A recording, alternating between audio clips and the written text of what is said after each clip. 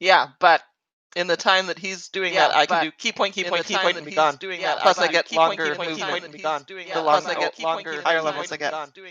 Spencer, you are no longer the still and strong type. Say again. I was going for a strong silent joke, but working with frozen cameras. I had this stream All right. unmuted, so I was hearing this echo loop. I was like, oh crap. But we are live. Our stream is up. All right. I did reach out to Kara and yesterday and still haven't heard back. Ryan has taken her skiing for the weekend. All right, I've just sort of decided that I've reached out a couple times. I'm going to wait until she reaches out to me. And if she doesn't, then I don't know. I'm pretty happy with the team we have. All right, starting. Welcome to Parental Role After Dark, the adult gaming group. I'm Phil. I'll be the DM. We're playing Rime of the Frost Maiden. And I'm throwing in some twists. Hopefully more twists as we get going. I have some ideas, but anyhow. Steve? I'm Steve. I'm playing a Kenku rogue. Yeah, that's about it. That's all I'm going to say. Named Dripper, right? Dripper, yeah. Yeah. Trish? Hey, I'm Trish, and I'm playing Dragonborn monk named Aramanthia, who goes by Tia. Spencer? I'm playing a paladin, Yonti pureblood. I like nature. I find lots of rocks. Carryover from a former character. Yeah. Those rocks got surprisingly dangerous. Catherine? Just something on my computer. I'm Catherine. I am playing a fire genasi named Alcarist. In Carissa. D&D Beyond, Alcarist looks like she still has level 1 hit points. Uh-oh. Yeah, I haven't. I updated it all in Roll20. Roll20. But I'm still going back and forth over to the D&D Beyond. I still have to fix that. All right, let's try Carissa again. I am playing a tiefling warlock healer named Beelzebub. And on a personal note, I just want to thank everybody for the awesome birthday wishes. Thank you. Right. Oh, happy birthday. I didn't know it was your birthday. On Thursday. Happy birthday. Yeah. Now you're 1 year older. I don't like that birthday song. Darn arrogant worms. Yeah, sorry we haven't got the cake to your place yet. But a lot of people brought sweets. My mom brought 24 yellow roses. And sweets. And sweet. Okay. I wasn't aware that yellow roses were sweeter than the other kind, but okay. So when last we got together, the party had, after finding themselves trapped in what seemed to be an incredibly long night, they made their way to town, met a few people, and agreed to help the town out with the problem they were having, which is their loggers are being harassed by some type of albino moose. And the moose is striking and seems to be able to find the logging parties fairly simply. The party ended up tracking the moose and attempting to, and one of the trails that the party found led to a river. The river was frozen over but didn't take tracks as well as the surrounding landscape, and it looked like the moose that you had been tracking had intentionally used the river to throw off pursuit. The party was entering their second day of searching for this moose when they encountered some type of elven ghost that was haunting the woods, and the fight against the elven ghost was pretty intense. I almost killed everybody. But yes. I had it. Get down with your bad self. Our celestial warlock discovered, oh, I have healing I didn't know about at the very last second, which was quite useful. And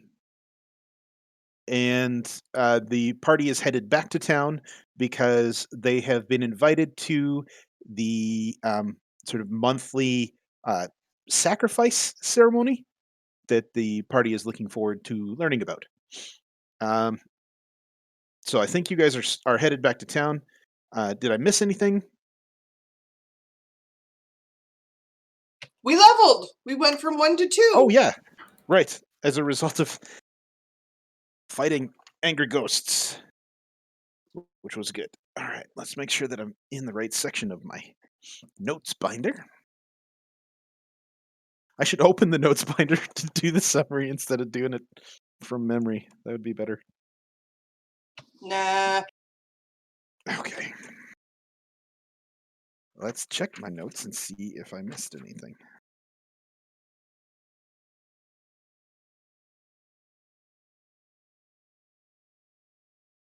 Right. The ghost left behind a small silver leaf when she was killed.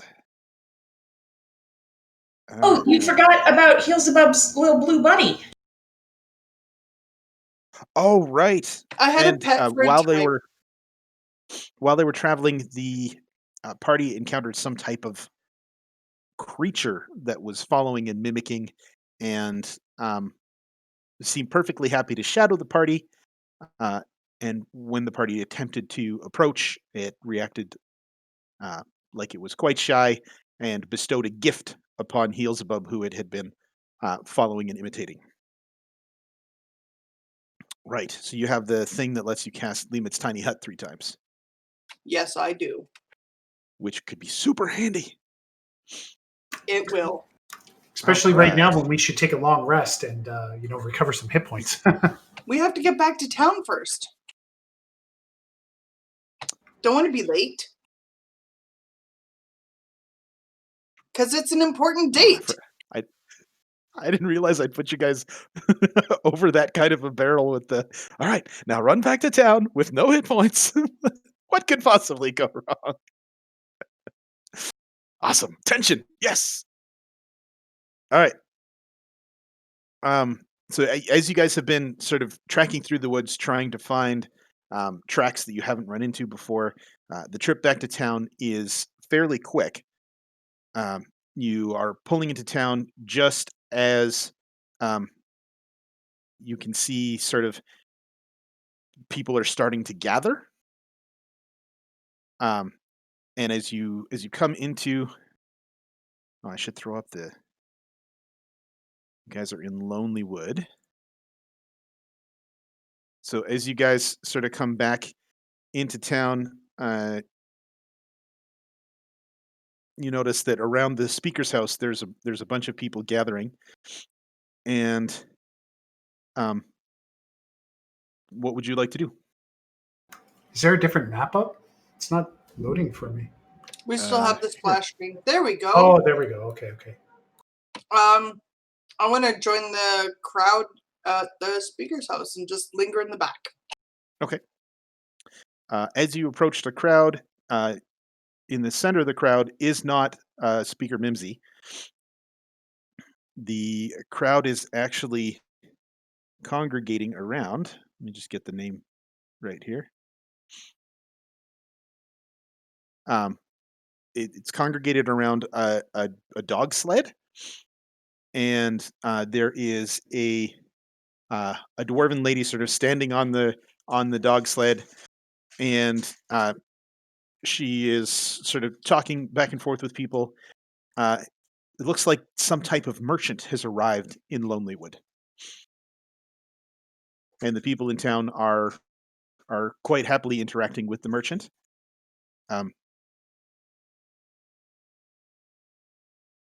as you're standing around, you gather that the merchant is named Torga, and Torga has as well as a bunch of goods that are sort of laid out in her cart that she's selling. She also has about 5 uh, people in furs, sort of standing around, obviously armed. Looks like there's some type of security force that she has with her. And You said Korka? Torga, Torrrga.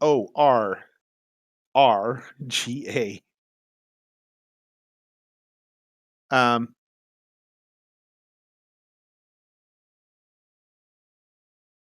and heals as you're standing on the uh, edge of the crowd looking around. You notice that one of the guards is not wearing winter gear.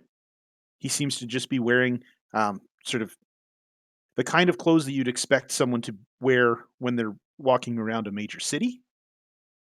Just nice pants, a vest. He has no visible weaponry on him either. But he's holding himself like he knows what to do in a fight. I like magic users.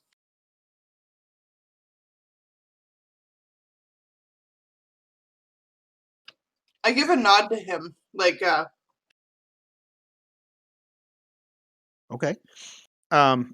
It takes a while to get his attention because he's doing sort of the situational awareness thing, watching people that are getting closer, making sure that things are uh, are safe for his employer. Eventually, you manage to catch his eye, and you sort of give him a nod of acknowledgement, um, and he sort of gives you a nod back, but doesn't recognize you or anything. So it's sort of a okay. Let's be respectful. That works.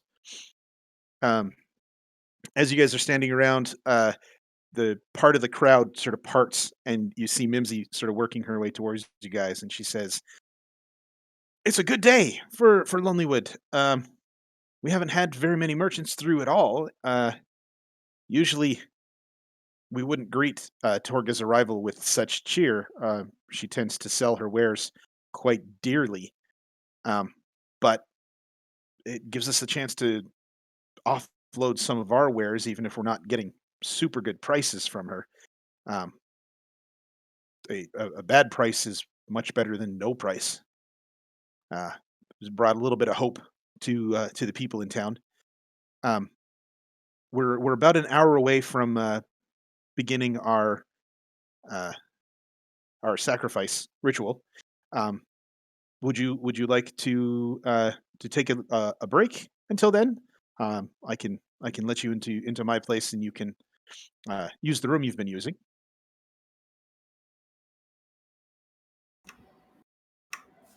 I'm down for that. A little rest. We've been on the road, right? Yep. So she leads you inside, hands you all cookies as you're headed upstairs, um, and says, "Have a good rest. I'll send one of my children up to get you when we're beginning our ritual."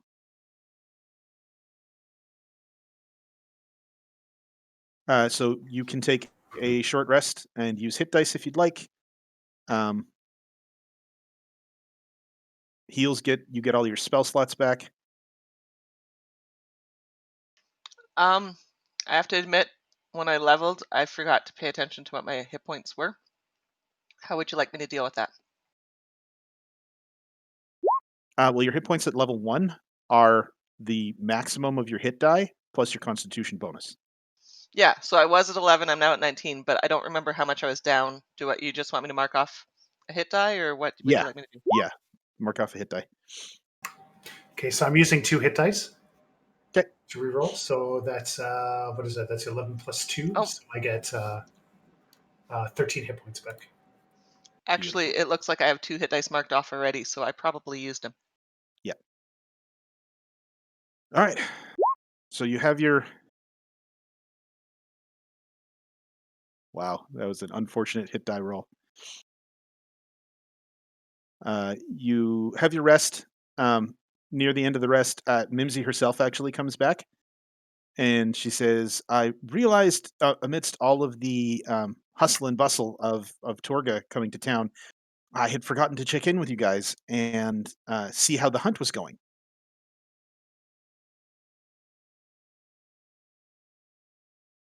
Didn't hear you. Lots of moose, no white ones. Oh, We excellent. We had a bear and a brown moose. We had some wolves and a scary banshee. I make the sound that the banshee scream was. Yeah. You know And that fear. as you make that scream, she says, "Oh, that's unfortunate. Ah, that's a sort of a known problem that we have around here. Um, but she hasn't attacked anyone in a while."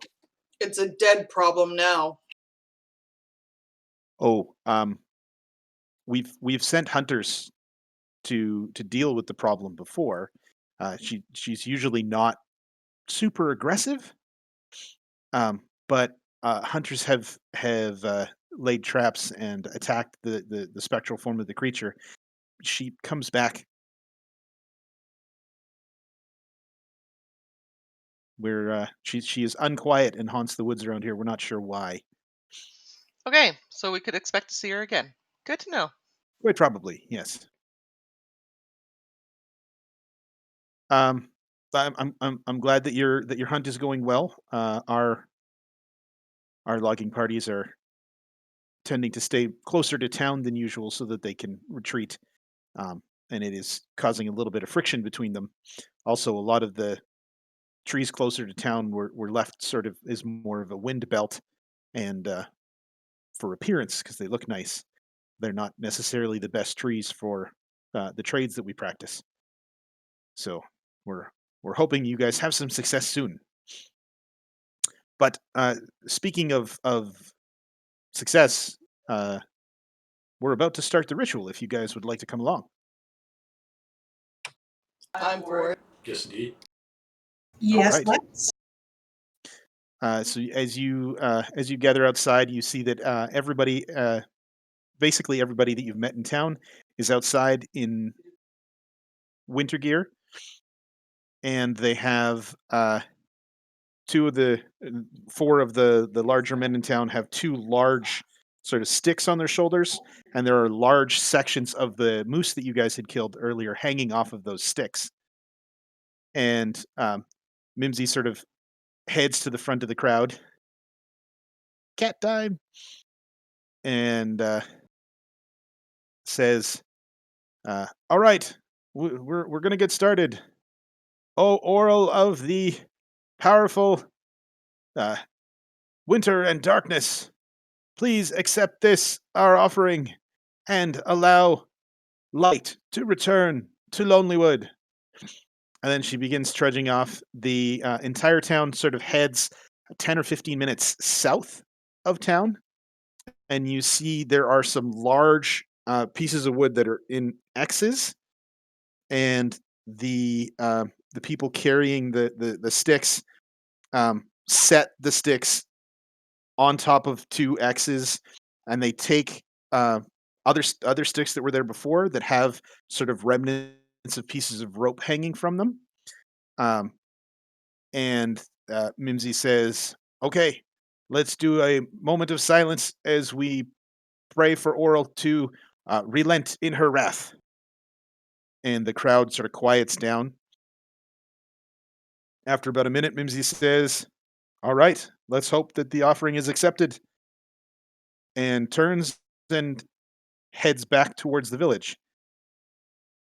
The residents of town, who are fairly organized on their way out, now seem to sort of they start chatting. Um, they start wandering back together. Uh, is there anything in particular you guys are interested in looking at um, as the procession goes back to town? So they sacrificed wood. They sacrificed large portions of moose. Moose. I'm gonna follow the group back to town and listen for rumors and stuff on our way. Okay. I have a thing for this. I'm gonna stay back and think. All right, Dad, what Okay. can we do better?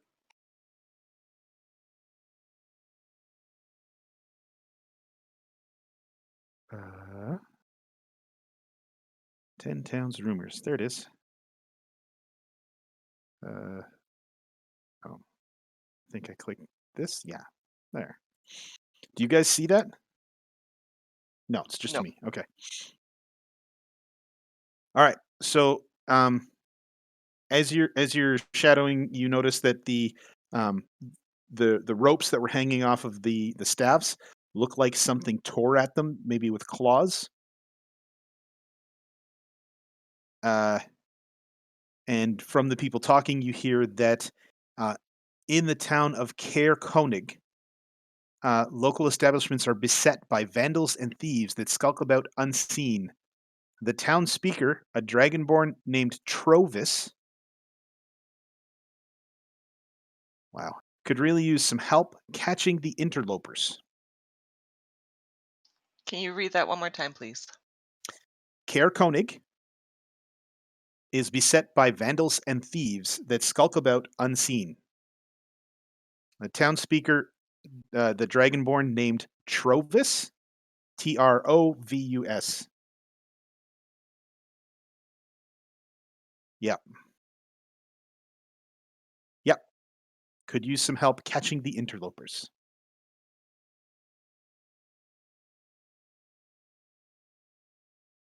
Thank you. As you head back to town, you notice a small crowd headed towards the Lucky Liar, but a lot of the rest of the people are headed back home. What would you guys like to do as you enter town? I still hung back and I'm thinking, Dad, they gotta be able to do something better than this, because that was weak sauce of all weak sauces. Yeah, I got this creepy feeling of asking for the light. Mm-hmm. I wonder if we shouldn't try and get a map of the area to find out exactly where we are, and That's a smart idea. try and like see where we're situated in the 10 towns area and stuff, so that way there, um, we can like pick a friggin' direction and walk if we have to, instead of getting instead of having to stay so close to this town. It might help. And I mean, we shouldn't even have to pay for it. If there's one displayed somewhere or something like that, I could forge it. So, um, yeah, maybe we should go and look for one of those. That's a good idea. I support Use that. this. I support that. Not I would. I do.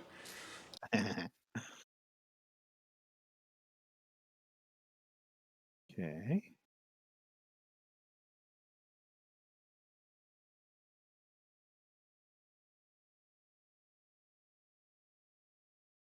All right. So you guys are looking around for a map. You've been in town for a little while. There don't seem to be a lot of maps on display.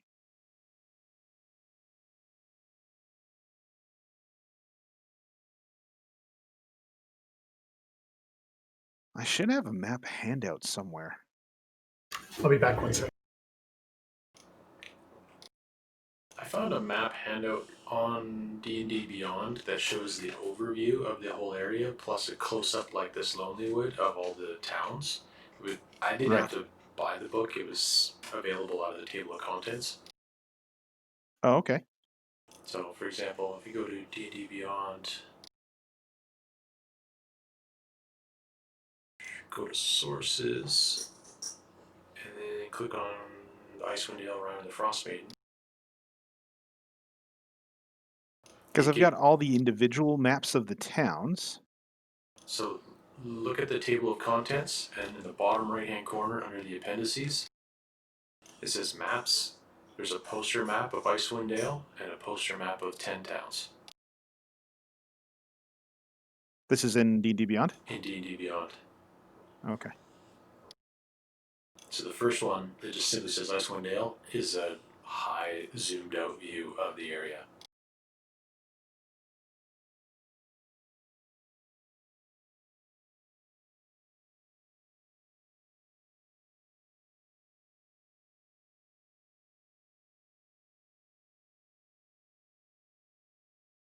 Player art handouts. There we go.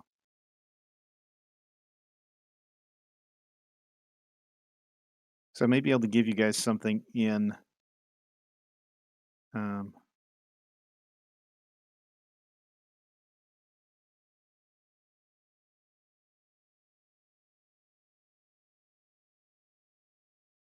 Roll20 as well. Oh, cute. Check this out. Ooh, scary moose, lots of blood. Yeah. Raffles End.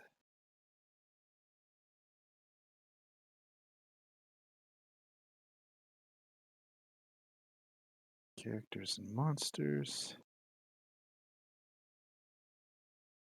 All right. Sorry, I'll have done a better job finding the map next time.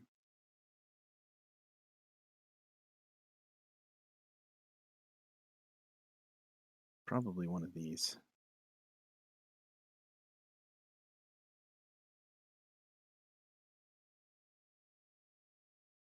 Oh, was that me? Ah, beautiful. All right. Pull that up. Welcome to the far north. Maps. Icewind Dale. Which one are you using? The one with the brackets or without? The one with the brackets is just like the Lonelywood handout that you've shown us. It's Okay. a small city view for all 10 towns on one giant poster, so it's really hard to see anything, but you get a general idea. And the other one without the brackets is the overview of the whole area. Nice. Like a town is just a dot. Okay. Probably have something in Roll20 as well. But yeah, all right. So as you guys are around town, where had you? Oh, Discord crashed.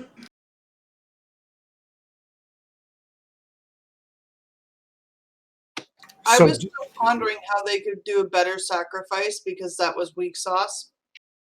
So I was trying to channel to my dad, like, what can I say to help them because this is crap. Mm-hmm. So do we now? To your... Oh, sorry. Go ahead. I was going to say, do we now have that map? The bigger one? Not yet. Not yet. Okay. Not yet. You're going to find it fairly soon. Your connection to your dad seems tenuous at best.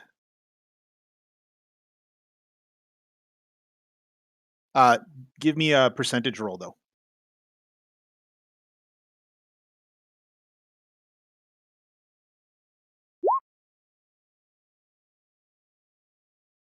You think, you reach out towards where you usually hear the voice of your father in your head, and silence. Something about where you are is interfering with your ability to communicate effectively with him. Which I have plot reasons for. All right. Okay. So eventually, as you guys are wandering around town, the only real action that's happening in town is at the Lucky Liar. As you guys head in, there is a look around, and there is a person sitting in the tavern that you haven't seen before. In one of the corners is a fairly old yet rugged-looking dwarf. She's at a table by herself. She seems to be drinking a flagon of mead, and you see 2 or 3 empty flagons that are sitting on the table next to her. And she's sort of is staring towards the door. And as you sort of move from side to side, she's not staring at you. She's obviously sort of in her own world, but you don't recognize her.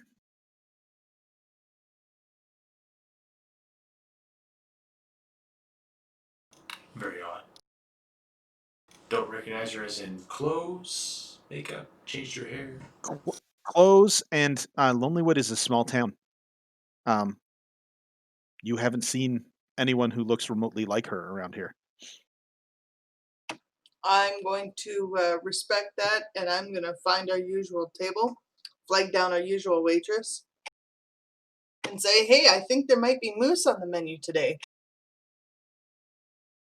She says, there absolutely is. And as you look around the tavern, other than the extra patron, the tavern is fuller than you've seen it in quite some time. Everybody is tucking in quite heartily to the portions of the moose that you had provided to the tavern.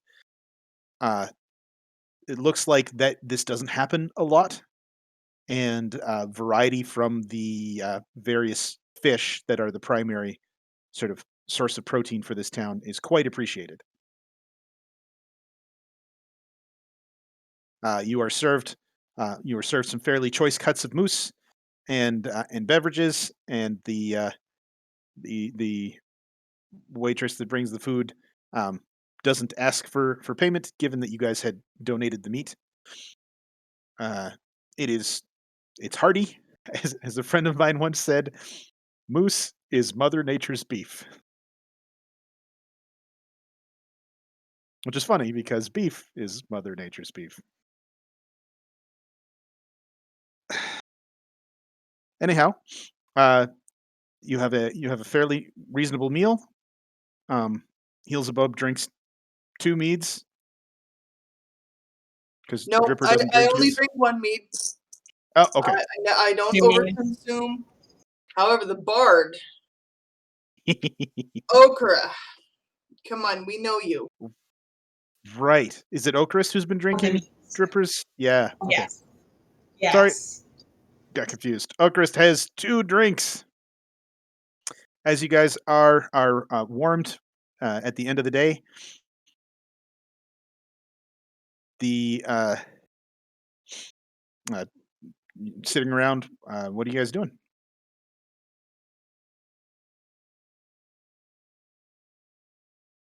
Probably planning tomorrow. Okay. It kind of seems like this moose is trying to avoid us. Maybe it's not a moose. Do we need to find out more information about this?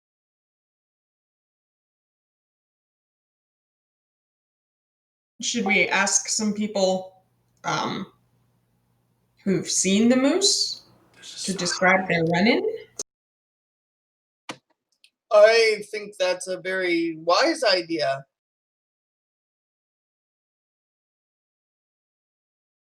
I'm very quiet tonight because I'm very perplexed. That ceremony they had was terrible, and I couldn't reach my father no matter how hard I tried. There's got to be a better way for them to do this.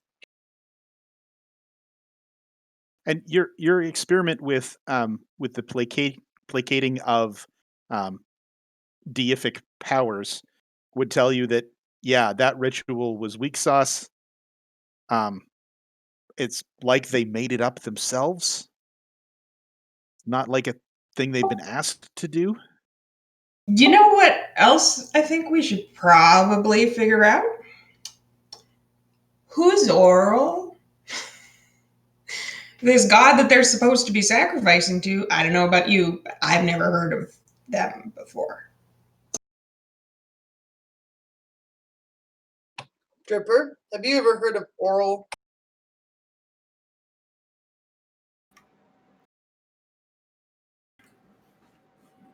Phrasing. Listening. Yeah, phrasing. I was totally. Are we still doing that?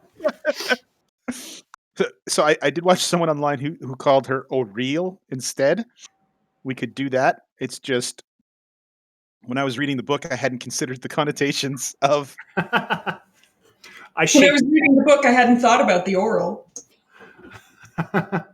I think about it There's all a strong. the time. I mean, there's a strong oral tradition in the 10 towns. ooh. I did mark the stream as mature. All right, we're good. I shake my head. I don't know. Yeah. I kind of go set myself somewhere, around where that new dwarf is, or somewhere where I can hear the mutterings and the talking and stuff. I have keen senses, good bird hearing. Mhm. Yeah, just to A- just to As listen you to the people. You know. as you get closer to the dwarf, she's not quite in her cups, but she's sort of comfortable, sort of relaxing. You can see she sort of unlaces portions of her armor. She looks fairly rough and ready, although now that you're closer, you can see that the gear has definitely weathered. She's been wearing it for some time, and she says, sort of muttering to herself, "I need to find someone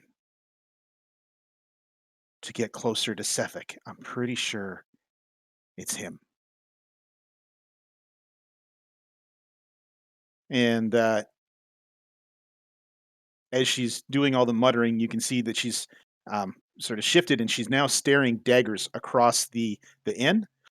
And in the other corner of the inn, the merchant and her guards that arrived earlier are sitting. Most of them are fairly sedate, but you notice the guy who was fairly well dressed and wasn't wearing um, any kind of winter gear um, is drinking quite heartily. He is laughing really loud. Um, and his friends are sort of trying to keep him calmed down, but he's getting a little rowdy. So, Steve, on the usual Monday night. Or Tuesday, doesn't matter. Or Wednesday. The other thing that you notice is spread out on the table in front of her, with the flagons sort of around. She has a sort of tattered piece of skin, and it has sketches on it, but it does look like some form of map. And the map looks something like this. It's the map of 10 towns that Spencer told you guys how to find. Um, And roll yet, I me a still see the perception check, Icewind please, Dale. Tripper. It's in the stream. Yep. Yeah, Spencer threw it up in the stream. You guys won't see it until What map? later. You gotta load the Twitch Um, stream. as you're looking close, you notice that around some of the um, larger cities, there are sort of scratches and notes that have been handwritten. You're unable to make out what they are from where you are currently, though.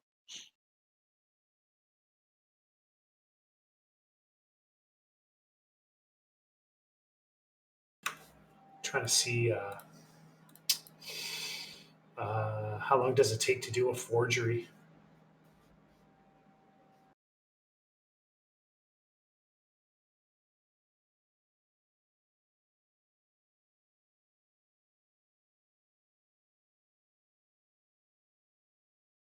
Depends on how complex it is, I wager. If you're talking about like a hall pass, should be pretty limited in time. Mhm. And this is just a general sort of geographical layout. This is where the towns are. These are the major lakes. There's mountains and stuff. Oh no, everybody froze. Oh, we're back. Okay. Um, Heels, as you're sitting around mulling, roll me a religion check.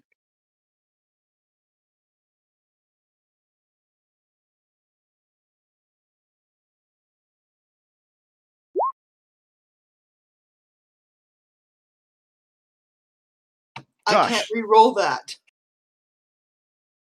nope. Sucks to not be a halfling. I'm Yeah, half a halfling. that's that. All right, so re-roll it halfways. Round down. Um, you, yeah, something about that ceremony got to you. It was balls.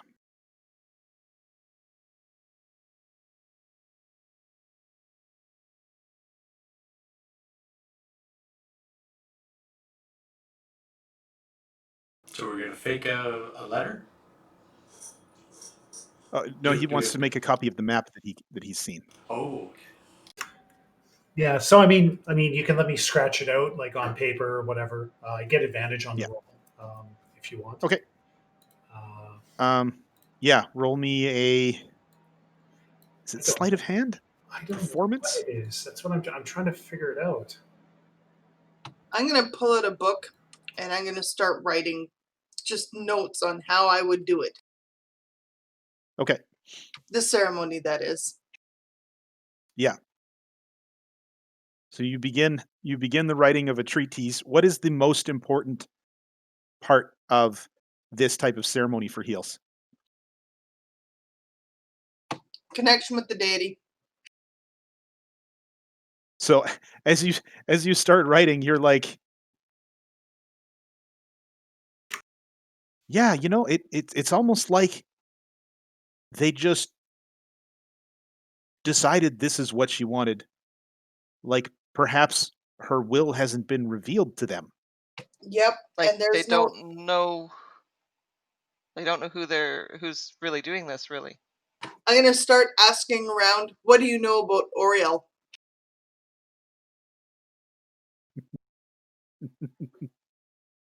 A few people mishear you and you get some fairly spicy answers. Nope, that's not fair. All right. As you're asking around, you get sort of more of the same. Auril is uh, a goddess of winter, and she is cold as winter is cold, and every night she rides on uh, her winged beast and commands the sun not to rise. Okay. And I also asked, like, do you have an altar to her? Do you worship her? Like, what's your connection with her? The general answer you're getting is uh, you saw the closest thing we have to an altar. Um, our relationship with her isn't particularly worshipful. She's she's a threat. We're attempting to appease her. And as you're asking around, one of the people that ends up giving you more detail is the dwarven lady. Um, she says, "I've traveled through the 10 towns quite a bit, and um, I've been a few places where they do that this way. Places that are poorer than here um, have a monthly sacrifice of heat, where they just don't light any fires for a night. Um, and a lot of the larger towns actually have a lottery, and the person who wins the lottery uh, becomes the sacrifice. They are stripped and sent into the wilderness." I read a book about this once. I think it was required reading in junior high, wasn't it? Short stories. The lottery? Yes. Ugh. Um, and as she's talking to you about that, she sort of eagerly switches topics, and she says, "And that lottery practice um, has caused some interesting developments. There are people who who have some form of wealth or power who are gaming the system and ensuring that they don't get chosen, and someone's killing them."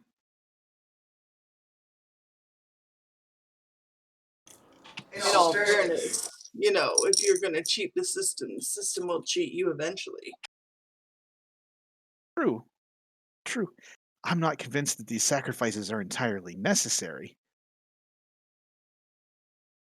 and I understand the reasoning, but these people that are dying are just being killed by some vigilante. It's not sanctioned by the cities, and I'm fairly certain the man who's doing that killing is that guy.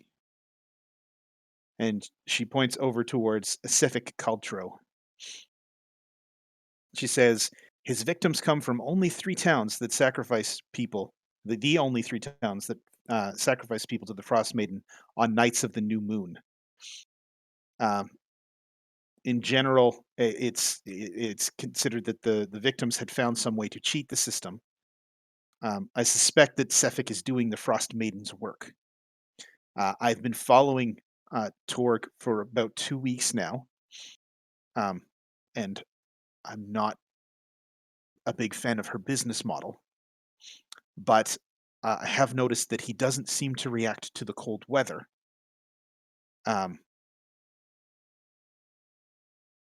If you're interested, I would pay 100 gold if someone could have a conversation with him and determine if he's guilty.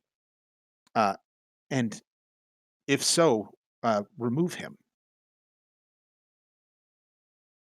I'm down. What about you guys? Shiny?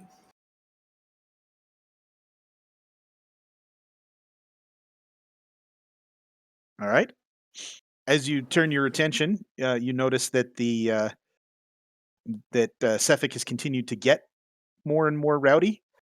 And it looks like the guards and the dwarf merchant are calling it a night, and they all sort of pile outside, out of the bar together. I grab Oakrist and I'm like, showtime. As I push her out the door. What kind of show? As you stumble out into the howling cold, you notice that most of the guards are headed towards where the wagon was. Sefik seems to have taken his leave of the group and is wandering off in sort of a northerly direction.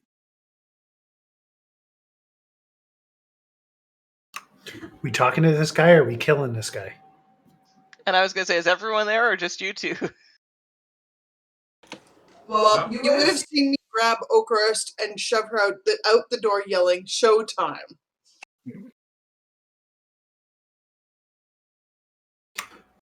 My 2 favorite words. Something loud and something quick.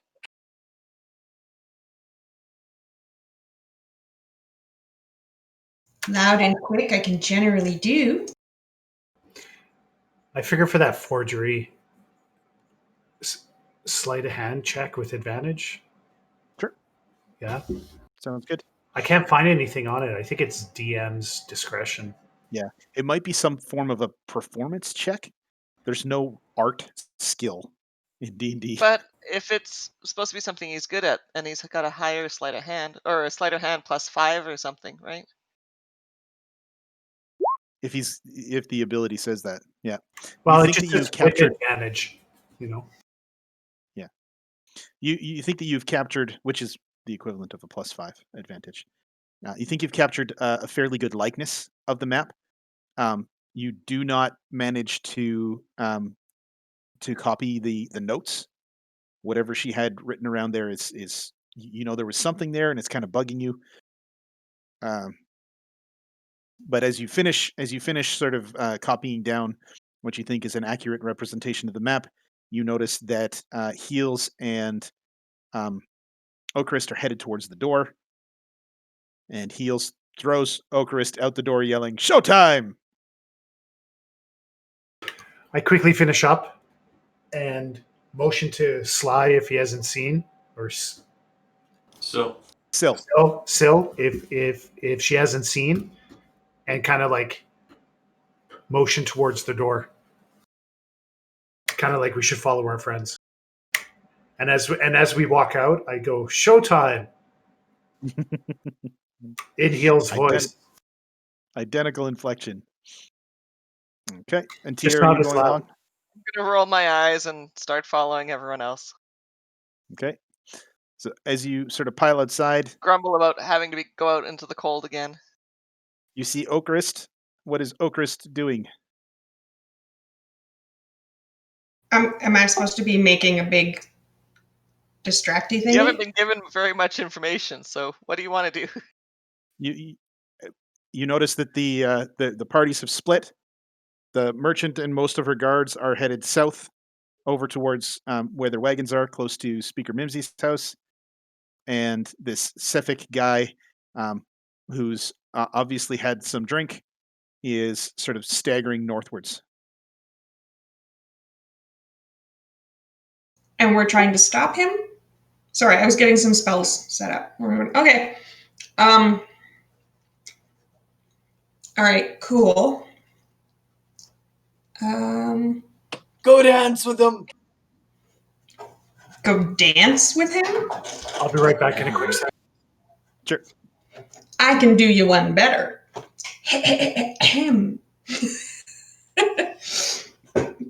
See what I desire. Trip closer to my fire.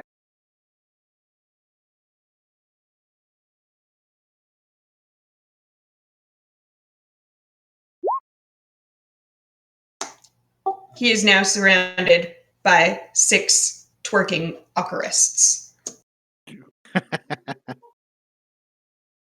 So I believe that's a 5 But they're foot. really small. Yeah. Interestingly, as you cast the spell and there's a bunch of ochrists around him doing weird dances, you see him sort of stumble slightly and continue walking. You get the feeling that the amount of alcohol that he has consumed made that experience not terribly out of the ordinary for his current mental state. Rude.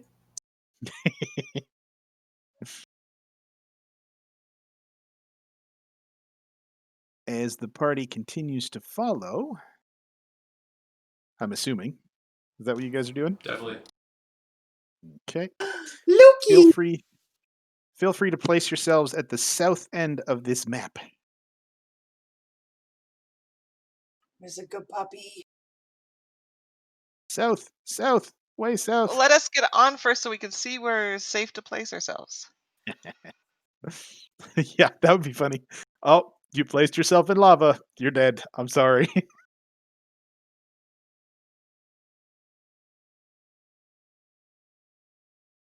My token doesn't seem to have its hit points tied to the character sheet. Uh-huh. Let's have a look at that. It doesn't. Why did that happen? All right, let me just check. So let's pull out Syl.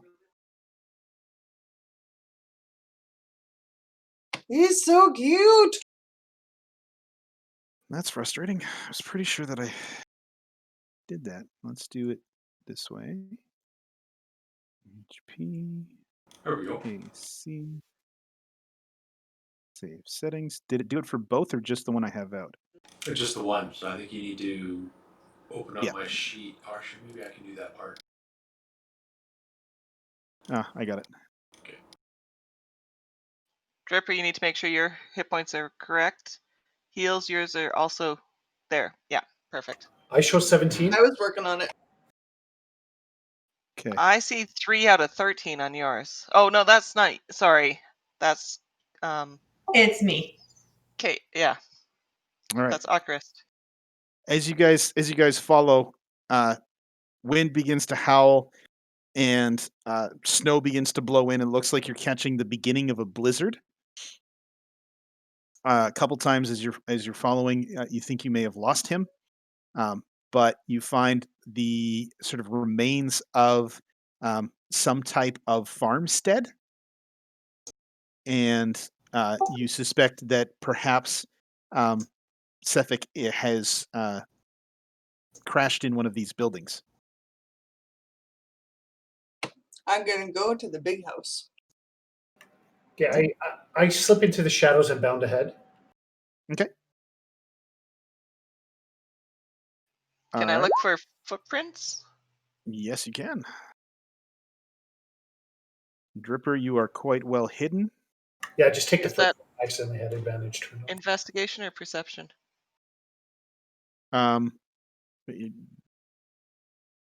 Whichever you like, because you could be looking for them, or you could be actually like down and tracking.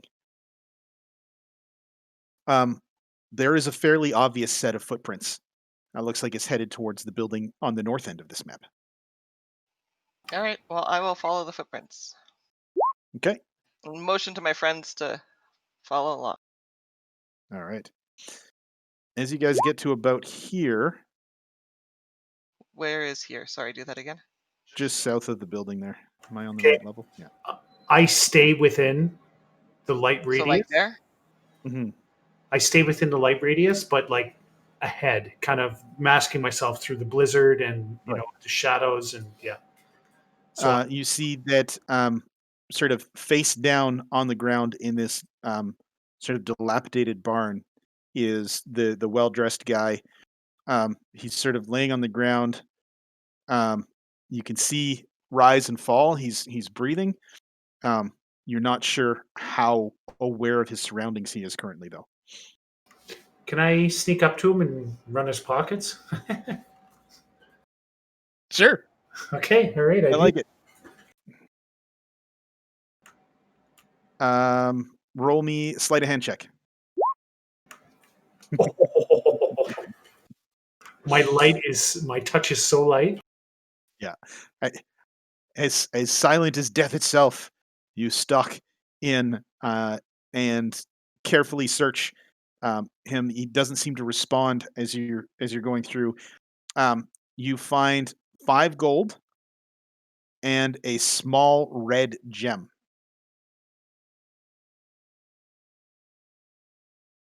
You find no signs of any kind of weapon. Where do I put this stuff? I usually manage my inventory in D&D Beyond. Yeah, I'm gonna have to. So when you put the custom item, small red gem, just put in brackets afterwards 10 gold. Okay. Because then I don't have to remember what page it's from.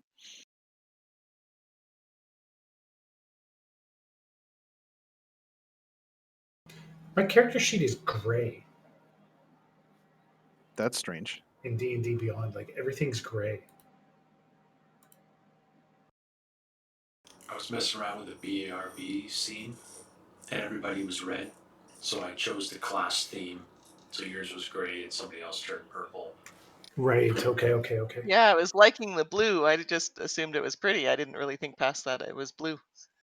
But when you create a new character, it either gives you the red or the class color. Unaware. All right, so Dripper, you are fairly convinced that you have thoroughly tossed this guy, barring like cutting apart his clothing or Underwear. something. Yeah.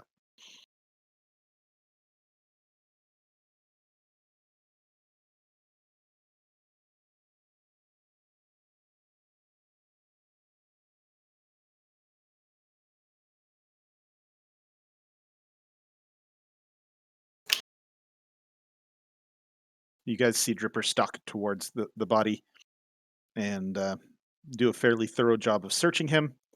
Sort of pins and needles for you guys, like he's gonna wake up, but he doesn't. Can we see if he's breathing or not? Yeah. I know. The barn is providing some cover from the blowing snow and the wind, so you can see a slight rise and fall. I'm gonna go in out there and do Okay. a medicine check. All right. You walk in, attempting to walk quietly. You step on a board that is fairly loose as you're headed his direction. There's a loud squeak, and Stefan sort of gathers himself up in a ball and um, does this weird sort of turn where he was sort of on the ground and then he's standing facing you guys. And he puts his hands down by his side and says, "Who goes there?" And all of a sudden he is holding a long sword and a dagger. How'd you miss that when you Where approached him? I don't know. they shimmer and seem to reflect light strangely, unlike other weapons you've seen. They're sort of vaguely Gauge. blue tinted.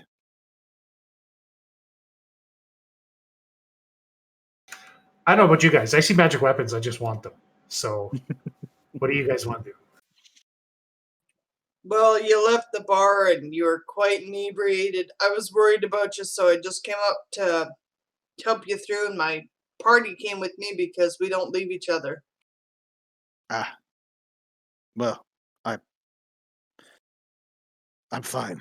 And as you're paying attention, it looks like the alcohol that he has consumed has run its course. He appears stone cold sober. Why did you emphasize the word cold?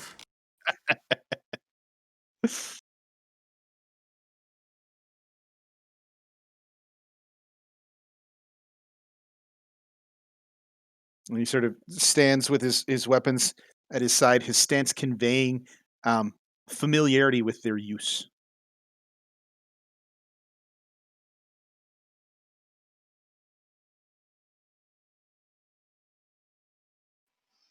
You're new to town and just sorry to say this, but unusual. And so we were curious.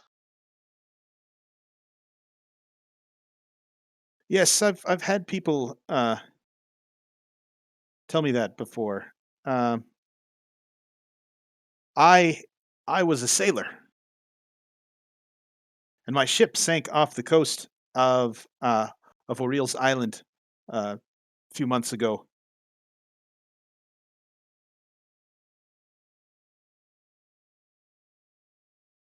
And But I've always been good with cold. Uh, and so she offered me a job. I was born. Let me find this note. Do do do do.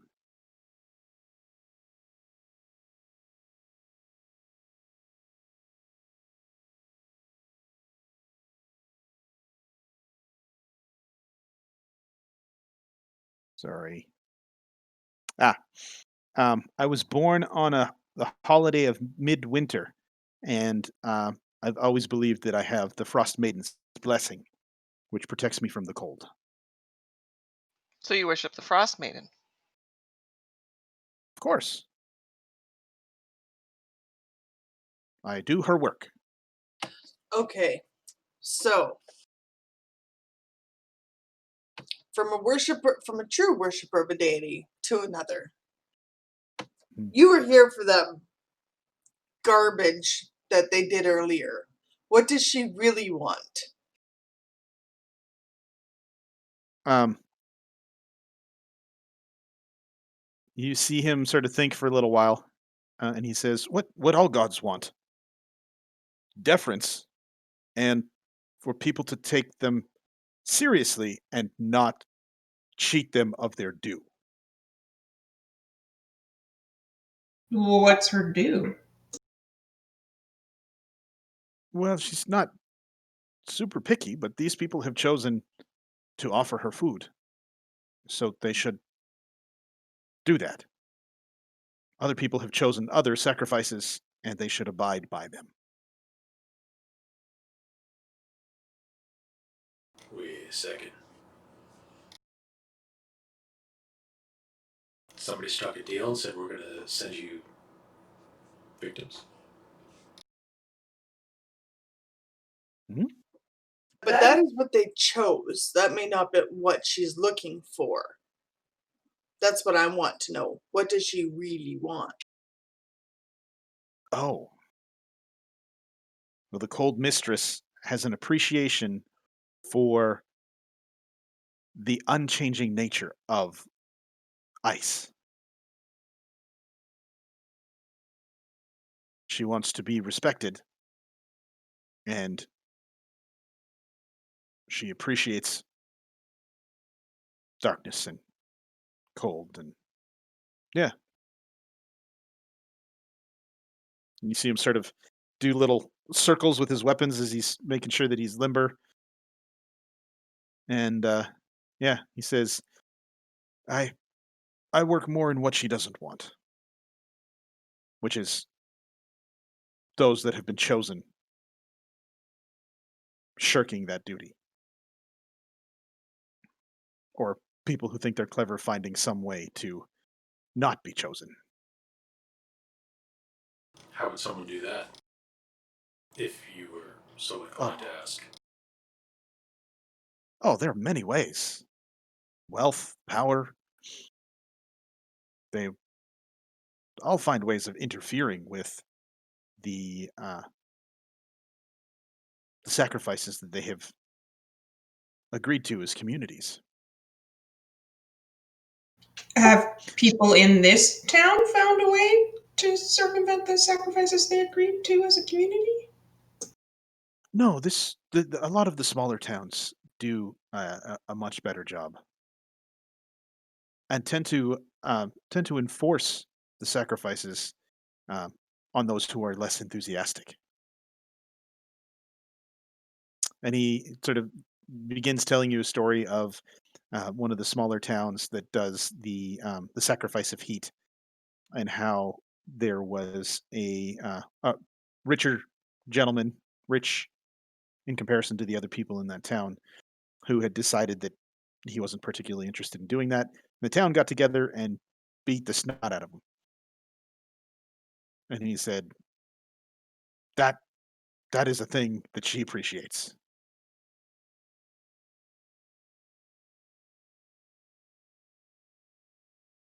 So as long as she gets paid. Like, if people make a commitment, they should keep to that commitment and not try to cheat. So you are her enforcer.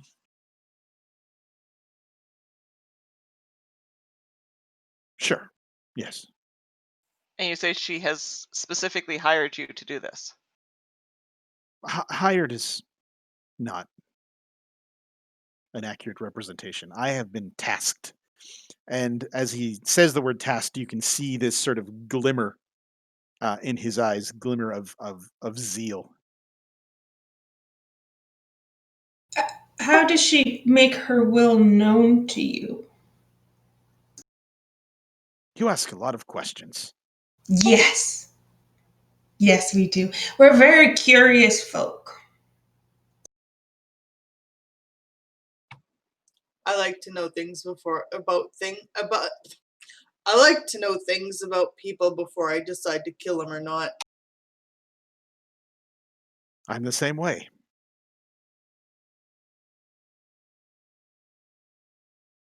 Dude, you're not supposed to tell him that we're thinking about maybe killing him. Just FYI. Dude, he's got weapons drawn on us.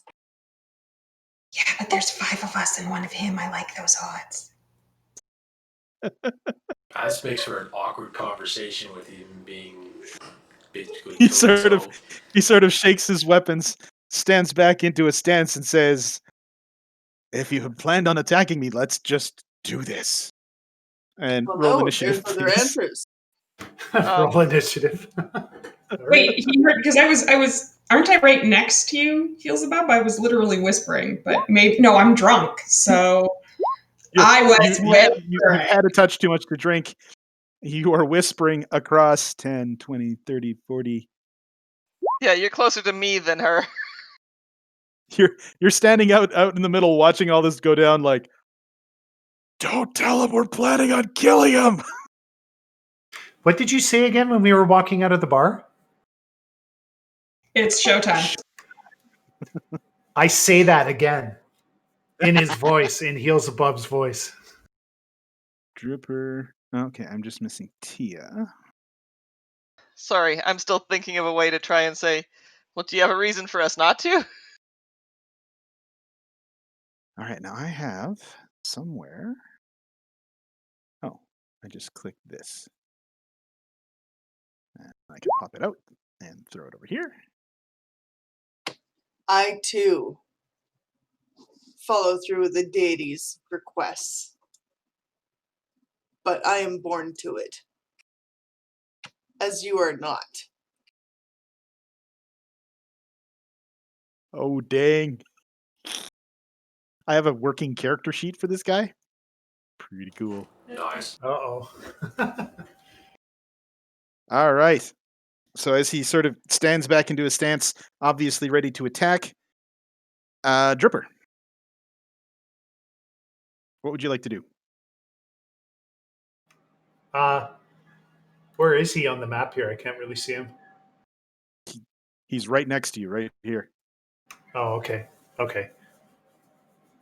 And is Heelsabub like right beside him? Yep. Yeah. Yeah. Heels Okay. is, So you so can't can I see that? move? No, I can't. I can't see that. I think we need Aramitha to move up like 10 or 20 feet. We've been talking to this guy, so I assume we can see Oh. him and stuff. Yeah, I thought you had dark Can vision. I move forward a little bit?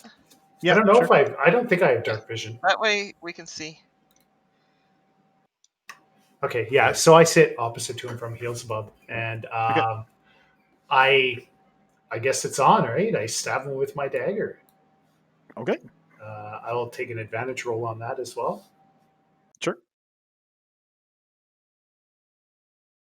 And my sneak attack broke for some reason. That sucks. Oh, man. Hold on, I gotta fix that. You have low light vision, you don't have dark vision.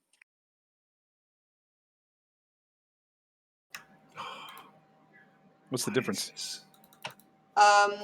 Low light Radius? is a type of vision that many creatures have. It allows them to see further in areas that only have a small amount of light.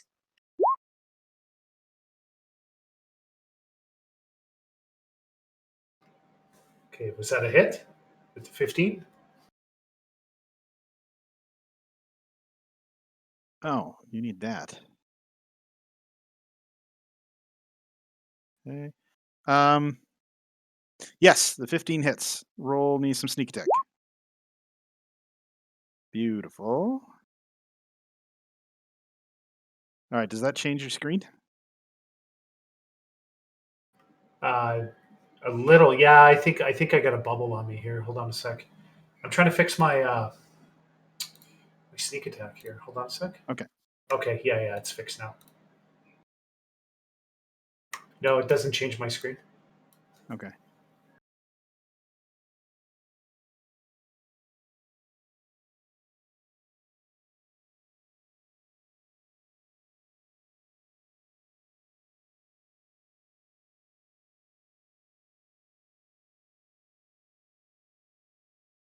All right, I don't have a low light vision option. Dim light? Yeah. I can make him. Let's do that.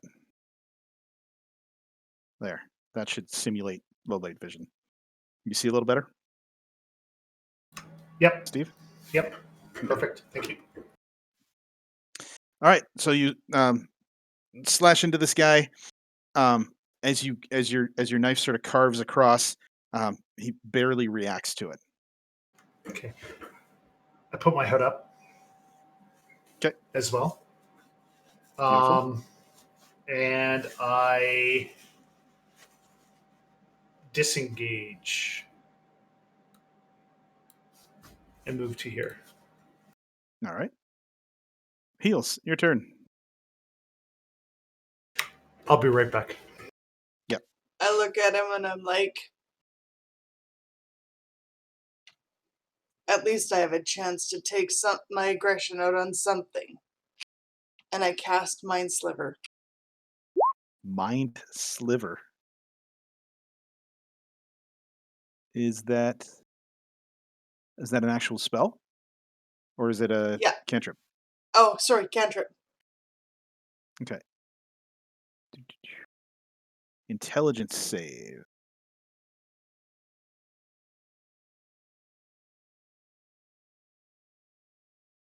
Of course, I rolled like crap for both of those, but that's okay. I too can just stand still and look all like, Why I'm did it awesome. roll? Did it roll? It just rolls twice, just in case it has advantage or disadvantage. No, one is psychic damage, and the other is the 1d4 that it has to deduct from the next saving throw. Oh, I tried to roll a save. You guys didn't see that because it rolled just to me. Yeah. All right, so I'll just do that the old-fashioned way. Yeah, I need to fix that. What's your spell save? I believe. Hang on 1 second. In 15. All right, fails. He takes 1 point of damage. And then he has to deduct 1 from his next saving throw. So long as it happens before the end of your next turn. That's correct. Okay. Remind me of that if I'm forgetting. Anything else you want to do? I'm good. Okay. Ocarist. Yes. And Sil, you're on deck. So, I sort of lean down and grab a handful of snow and smoosh it together before turning back, trying to make eye contact, but maybe kind of failing. Clearing my throat. Ranges of touch. From me to you, further is better. Ideas have more weight than you credit. So you just use catapult on a snowball? Yeah. I'm using the snowball instead of a rock, so it'll turn into a giant snowball and hit him. Okay. I never said my decision-making skills were the best. I'm drunk. I love you. All right. And he's going to make a dex save. Is it for half or for no damage at all?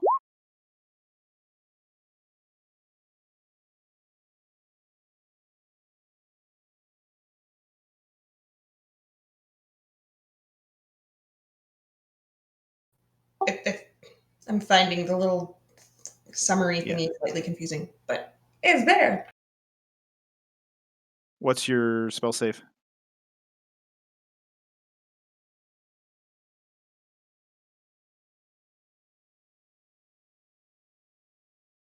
Oh, 13. Okay. You gather up this snowball, you pack it tight, and you throw it. The snowball expands and blows a hole out of the back wall of this decrepit old barn as Cephix sort of dodges and weaves around it expertly. Snow begins to blow in the other side of the barn here.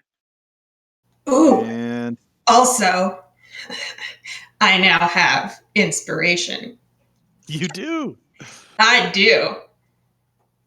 So I am going to inspire heals. And my inspiration is a series of out of beat and weirdly out of tune finger snapping sounds. Just weird. You can't figure out how it can be out of tune because it's just snapping fingers, but they are. I've heard of tone deaf, but tone deaf so bad that it affects the tone of finger snaps. That's impressive. I have mad skills. Mm-hmm. So heals, you hear this arrhythmic, strangely discordant snapping behind you. Do you guess you feel inspired? Currently, that's a D6 to attack rolls or saving throws. Sil. All right. Oh, wow. Got a couple fart. That is a con save, correct? You got it. I just love all of our signature attacks that we've been developing. 20, come on. Yep. You rolled really good on the damage for it too. You send this warm wind towards Cephix, and Cephix slashes his sword through it, and the cloud sort of seems to rain, almost like his sword is intensely cold, and it cut through the moisture in the air. Did you want to do anything else? I'll take up the position where Dripper was. Okay. Tia, your turn. All right, I will move forward and attack this guy, I guess. Everyone else is attacking him, so. Very half-hearted approach from Tia. There's a flip with her quarterstaff. Yeah, I'm not really into it. Like, well, You're- someone told us to kill this guy, but we don't really know why, or if it's Staff the comes right down. thing to do. She could have been lying to us just as easily. Well, he admitted to killing people. It's a Yeah, he 100 didn't gold. Let's deny just kill him. anything. Take Yeah. his shit. Let's get it Yeah, done. but this is also the god of the area that he had admitted killing them for. So are we in the right? Well, we never really established if she was actually telling him to kill the people or if he just decided that was what she wanted, which is really the question that I was going to try and ask, but then I forgot because reasons. Too much drinking. Your staff comes down. He catches it with his longsword and his dagger. I'm using it as a distraction to get a kick in. Okay. That's not any better. As you bring the staff forward, you say, "I'm using this as a distraction because I'm going to kick you." And then you kick forward, and he brings up his knee and kicks your foot down out of the way. And he says, "Don't tell me next time." Anything else? I think that's it. Okay. He sort of does this sort of stretch, and you can see places where he's been wounded sort of stitch themselves closed a little bit. And he breathes. He sort of breathes out, and there's no fog on his breath whatsoever. And Maybe he's undead. yeah. The dagger that he's holding, he drops, and it falls towards the ground. And yeah, I like the. Are we the bad guys? And the dagger shatters, and he grabs his longsword two-handed. And Syl is 1-2, Heals is 3-4, and Tia is 5-6. All right, he's going to do an attack on Syl. Oh, 2 attacks on Syl. So he aims at Syl, and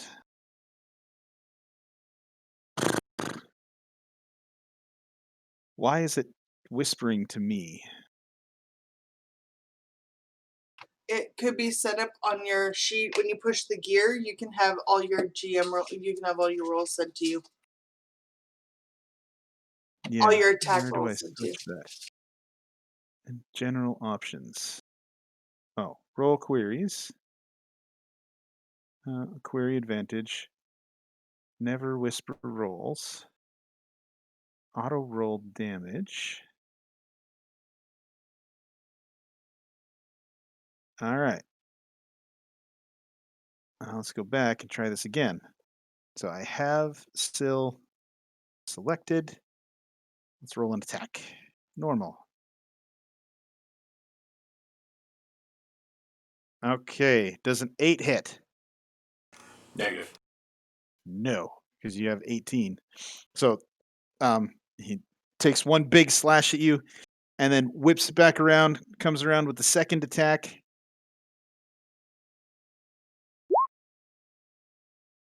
That one comes a lot closer, but you manage to knock the blade aside with your warhammer at the last second. As the blade comes close to you, you can feel it devouring heat. I have the feeling if this thing were to connect, it would be very, very cold. Don't want to mess with that. Okay. Dripper, your turn. I spend this action Mhm. coating my dagger of venom. Okay. So you trigger the dagger of venom. Black, sort of almost Icarus bile flows down the blade. And you have a feeling your next attack with it will be quite powerful. Are you moving at all?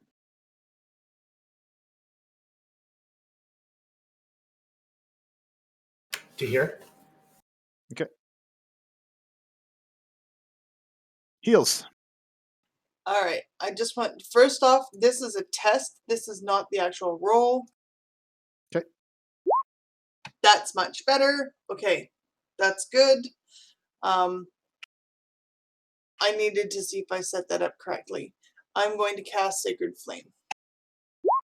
Right. So you're going to do that again? Or are you just letting the... Oh, okay, yeah, I see it. Dex +2. Oh, maybe I can do that now. Normal. Hey, cool. It worked. All right, he fails. He takes 4 points of radiant damage.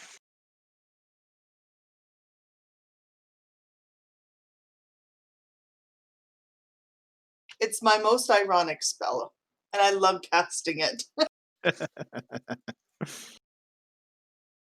The flames are as they wick away from his body, have small butterflies that sort of wing away.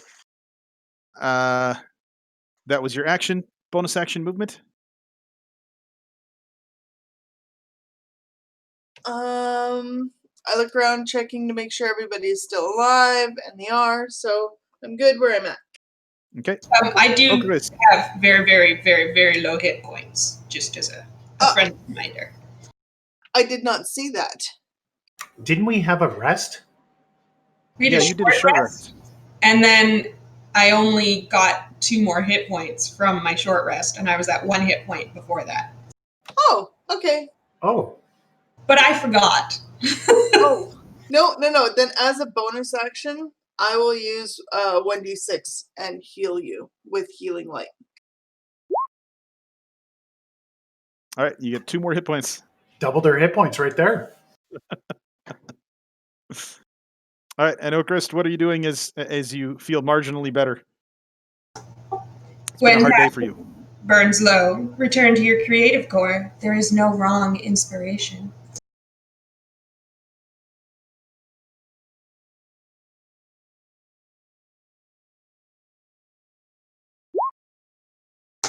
I'm gonna set him on fire. All right, and so he's got to make a Dex save. I will throw out a fire on the same square as him, just because. Oh yeah, and I can go there. Oh, to back. There it is. So it's on him. He is taking damage.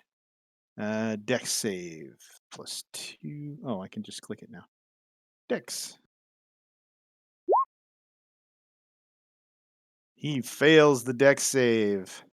Roll me a D8, please.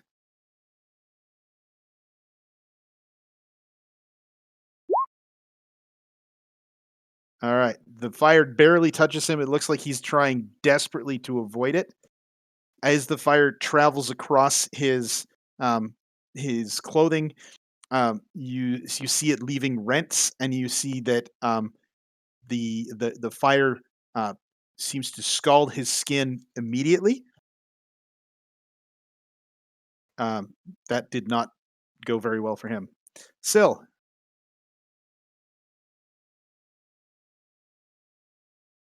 I take a swing. All right. You swing around with your warhammer, and he brings his sword to bear. Oh, advantage. Oh. Okay. No, I must have double clicked, but yeah. Yeah. No, you needed advantage. You have advantage. Yeah, you have advantage because it heals. So we'll take the damage roll from the first one, but it actually will hit where it wasn't going to hit before. So you bring your sword forward. He brings your hammer forward. He brings his sword, gets it in the way, slows your attack somewhat, but you still knock him on the top of the head. And he stumbles slightly as he takes 9 points of bludgeoning. Bonus action? I don't think I have anything to use right now. Okay. Tia. All right, as he's distracted, I'll try that again. This time, you do a flourish, bring your staff around, clip him in the back of the head, and then kick him. And he says, "Excellent! That really hurt, but you didn't warn me this time." And so the two of you have hit. Heals is...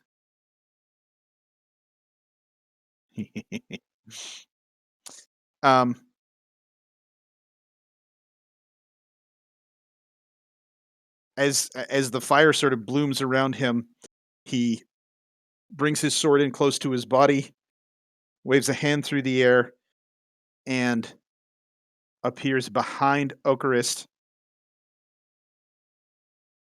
and turns to menace her with his sword. But that was his spell. He just cast Misty Step. So that's his turn. So he appears behind Ocarist, raises his sword in the air. Looks like he's going to take a swing at her next turn. Dripper. Okay, I'm going to use my my movement and my bonus action to go here. Dripper scampers almost faster than the eye can see. And then I go, in his voice, I go, "That will hurt." And I stab him with my knife. All right, roll me an attack with advantage.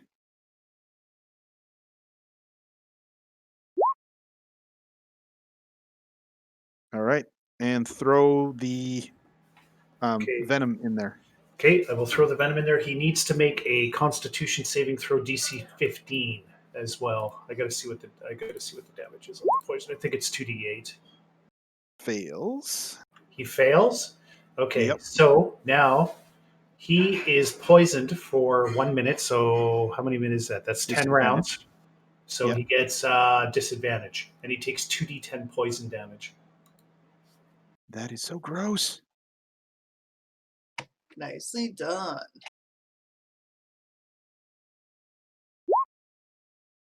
Wow. So, you guys see Dripper tear across, slide to the stop behind him, and go just shank him with the dagger. That's 25 damage. Level 2, bitches. Look, I'm frozen. Am I frozen on your guys' screen? Yeah. Right. Yeah, that's what happens when you get too close to this guy. That's how cold he is. Heals, your turn. I was almost going to need a minute for recovery off that one. I'm going to try Mind Sliver one more time. Okay, so he will make an intelligence saving throw. I think I'm just going to uninstall that XSplit software. Yeah, you think it's causing the difficulties? I think it's breaking my stuff. Yeah, I crashed again too. Okay, and he'll be at -3 on his next saving throw if he has to make one. Correct. Please remind me. I will. All right. So what does Mind Sliver look like?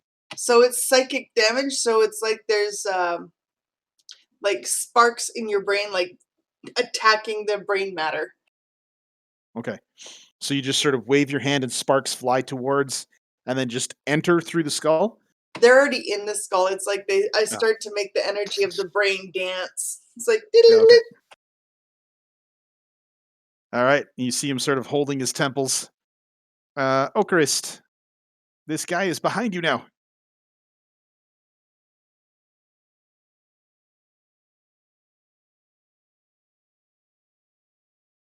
So I'm going to let go of my bonfire for start. Okay.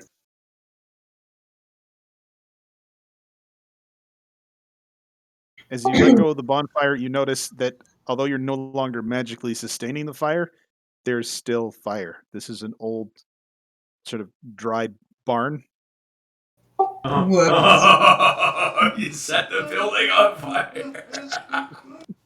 Not exactly how I would like my performance to blaze. Just So say. Chris is like, I'm gonna throw bonfires around. What's the worst that could happen? Right? Well, since he's right behind me, I'm gonna stab him.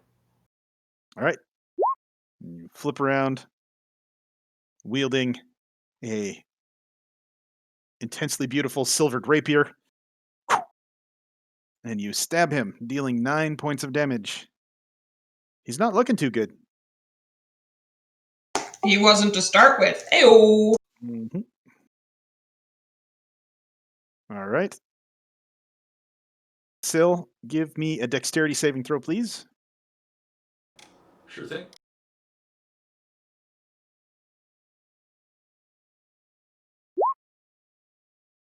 All right. The fire begins to spread. You see it coming. Nimbly, you dance out of the way. What are you doing? If I only had a decanter of water.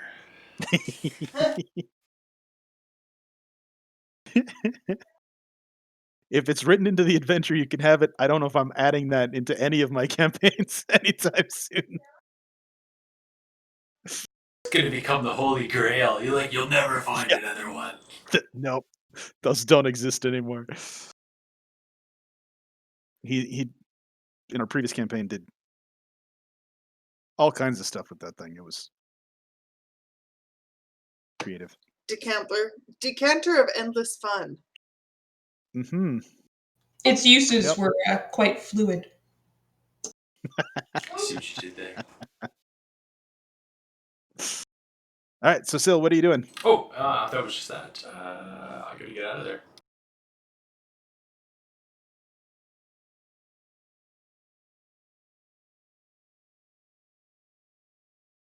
That's as far as I can get. Mm-hmm. It's not. If you still want to use an action this turn. Yeah, I can't get any closer. I'll dash over. I'll finish it. Okay. You dash towards him. He's looking pretty beat up. I'll be there to catch him when he falls. All right. Tia, I would like a dexterity saving throw from you, please. Yep. Okay.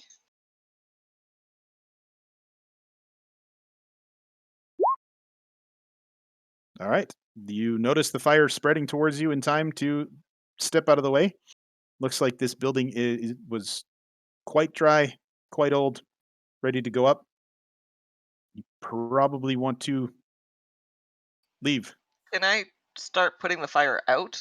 Is that possible, or is it caught too far? You could try. Sure. How are you putting the fire out? Well, some of the time I'm going to be stepping on it and stomping on it. But if necessary, I will take my cloak off and damp the fire out. Okay. That sounded fairly acrobatic to me. Roll me an acrobatics check as you're trying to put out the fire. Oh my. It's an old building. Fire's getting pretty hot. You attempt to fight the fire. You can continue trying if you'd like. The fire is starting to, like, where you're standing and stomping out the fire, you're managing to keep it down, but it is starting to sort of spread around you as it spreads. Yeah, I would like to say, in my defense, whoops. I didn't see anything.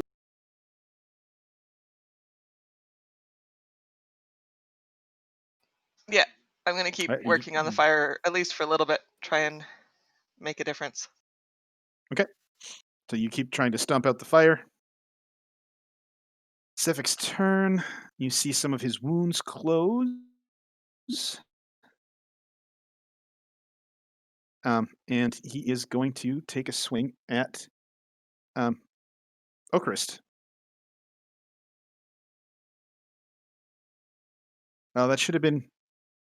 Is he at disadvantage? No, He's he's at poisoned. -3 on a. Oh, he's at disadvantage because he's poisoned. Because he's poisoned. Yep. Right. All right. So he takes his first swing. That's going to miss regardless. And then his second swing will be at disadvantage. That is going to hit. And Ocarist, you are unconscious.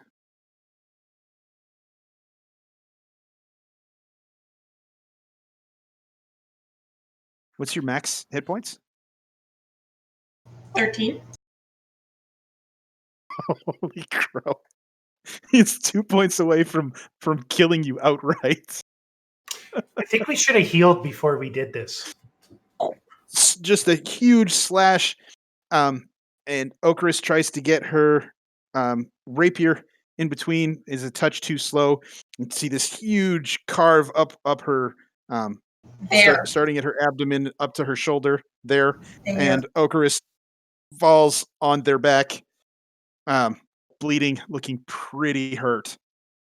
And Sefik does a flick with his sword, and the blood that was on it flies off in solid pieces. It had already frozen, and now his sword is clean. Dripper.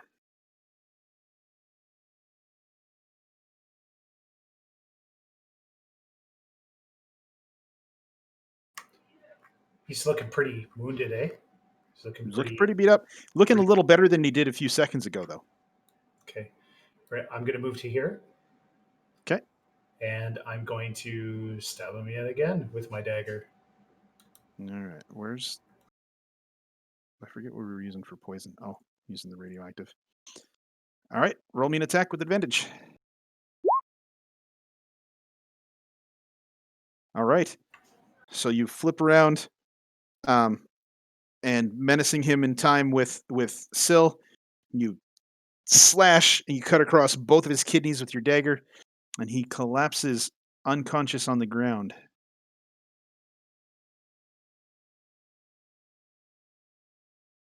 And heals. Your turn. What would you like to do? I'm Roll gonna. me a dexterity saving throw, please. I knew you were gonna ask for that. So, All right. You dance out of the way of the fire. It's not a huge save, but you probably want to get out. I tumble forward after seeing Oka fall, Mhm. and I will cast Cure Wounds. All right.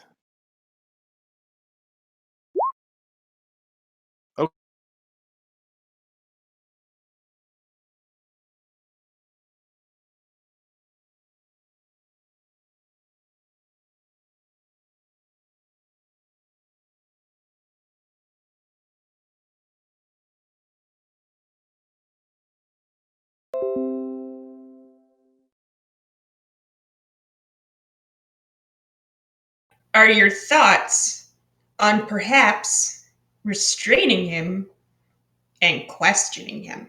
Since isn't he unconscious on the ground? He is unconscious on the ground. Like we could totally tie him up and then ask him a bunch of questions.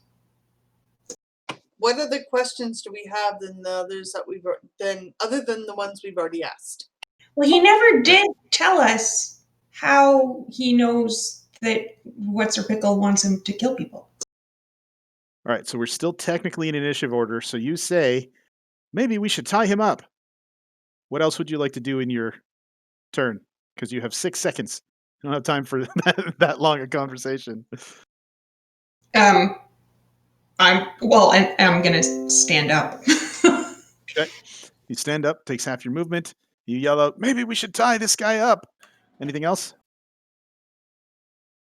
No. Nope. All right, Syl.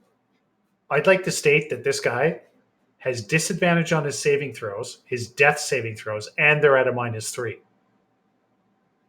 Yeah, it's not going to go well. Just throwing it out there. I hope he's not a main character.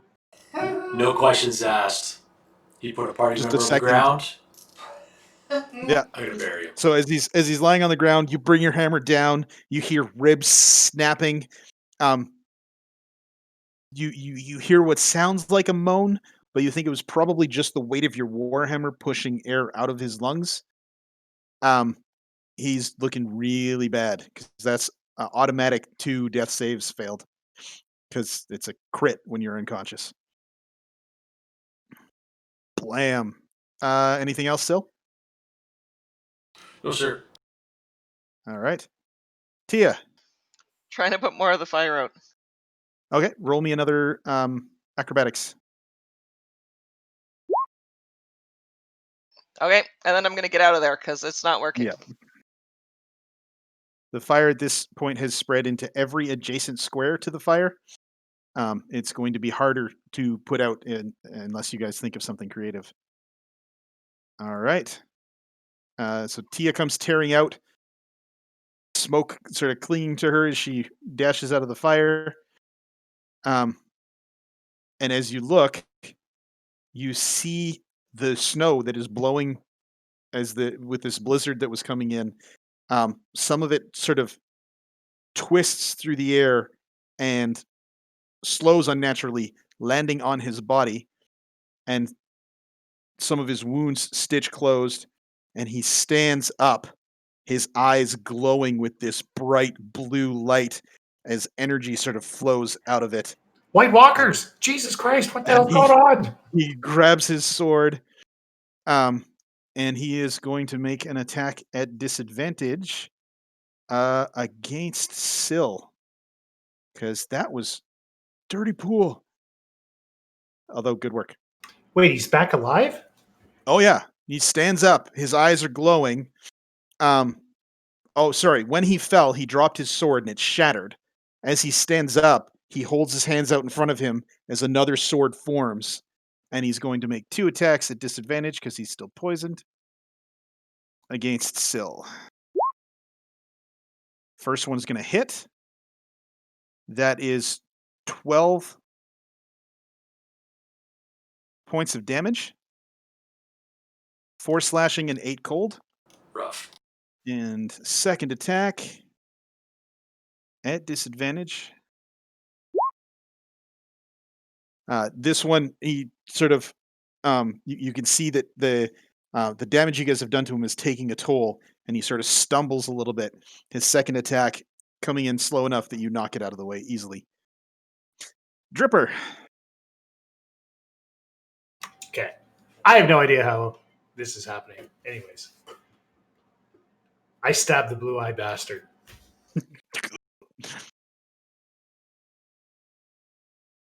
Oh, sorry, I forgot to take this off because he's standing now. All right, another stab, another slash across where you had cut earlier, and you cut even deeper. You see more of his kidneys exposed, and he collapses onto the ground again. And as he falls and lands, he lets go of his sword, and his sword shatters. Heals. I don't think you're getting those magic weapons, huh? Damn it. All right. The description on these in the book is basically just "F you, Steve." Can you backstab with a two-handed sword? Wait, if So I take a level in fighter, can I do that? Who knows? I think you try. can actually, because that gives you all weapons, so you could use whatever you wanted. That's gross. Sneak attack with a great sword. 19 thief, level 1 fighter. Yep.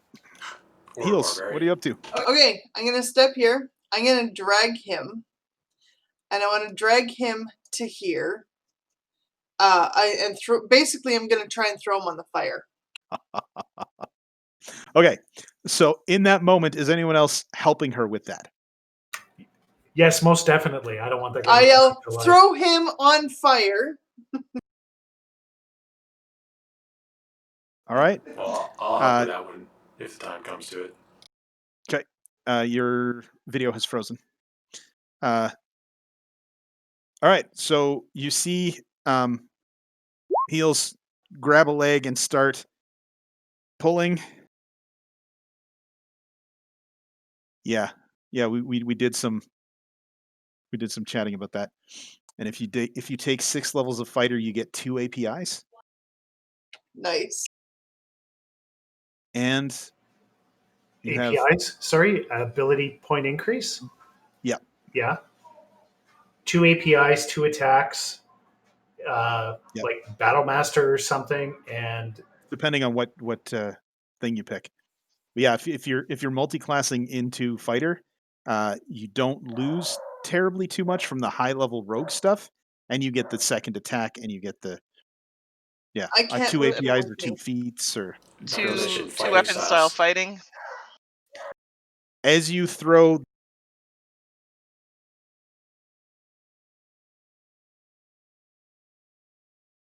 that is this barn that's falling apart. The body sort of lands in the center of the fire, and this ghostly figure sort of stands up out of the body.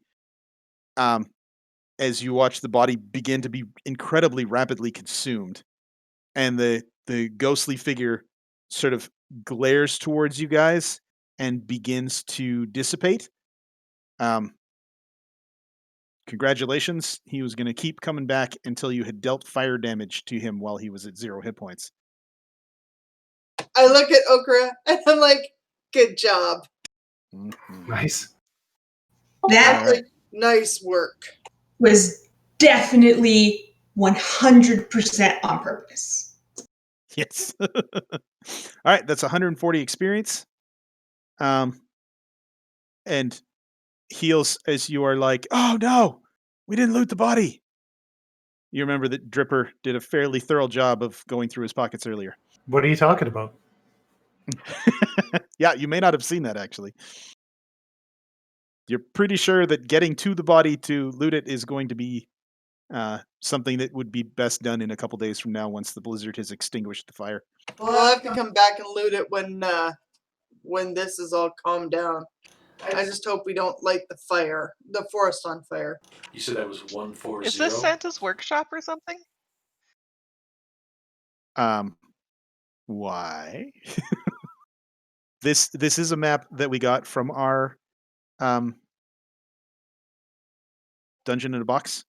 Ah, okay. And yes, it was from a Christmas themed, but I wanted a dilapidated barn in the winter, and when I Google searched that, um, apparently that's not a thing that people search very often. Oh, right. Yeah, So are those dilapidated barn. kids or dolls on the bench of the north side of the platform? Those would They're be dolls. dolls and Yeah. They look like nutcrackers. little army men, nutcrackers. So if you want to find this map for yourself, Trains. it's from Dungeon in a Box. It's one of their one shots. Do, do, do. And Ocarist burned it up. Oh, Digital Dungeon. Yeah. Sorry, I had it up earlier. Yeah, I can't find it right now. But yeah, they did a holiday one shot. Apparently those happen. Various people do those on a regular basis. Oh, speaking of, I need D100 rolls from everybody, please.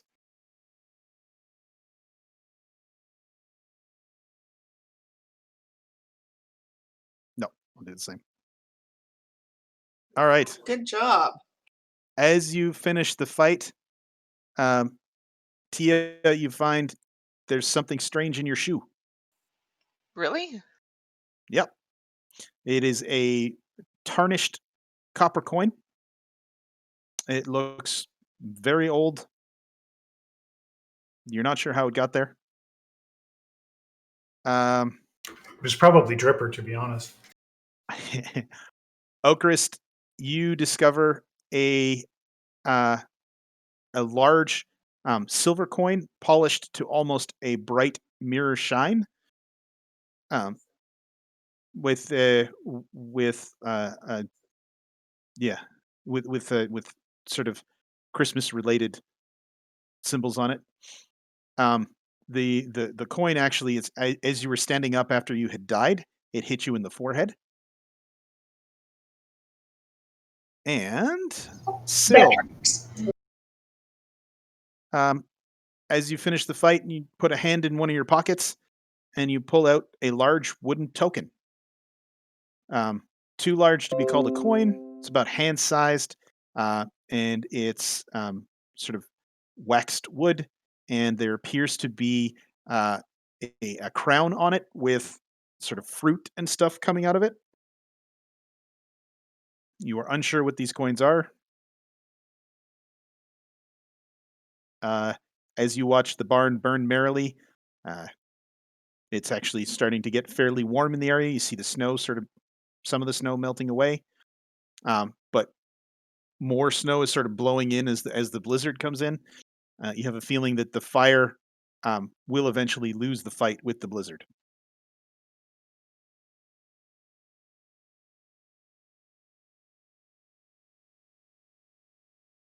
All right, that's the official one of the two official opening quests from the module.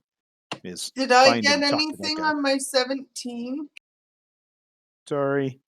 That the role is to determine because there were 3 rewards from the Got it. Christmas thing. So the role is to determine who had them. Perfect. I don't know. Do any of you guys have identify? I have I can detect magic. I don't have identify yet. I can identify poisons.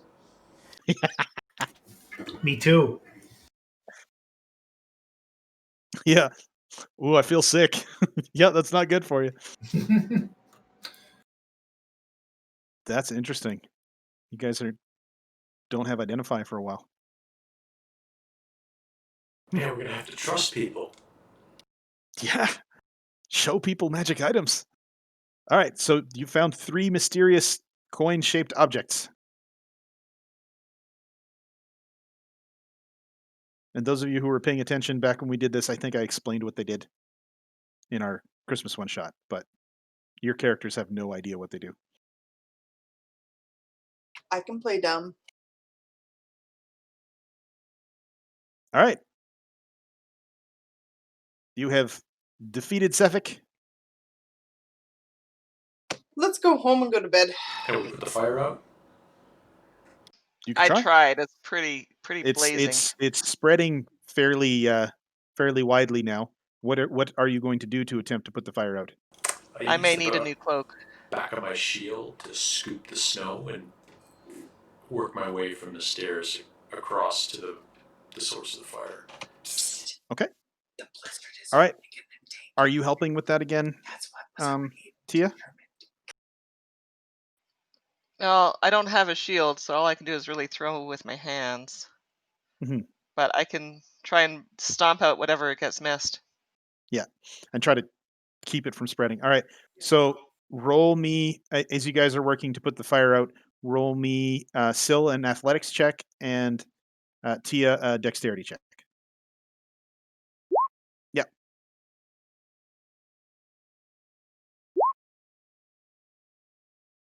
All right.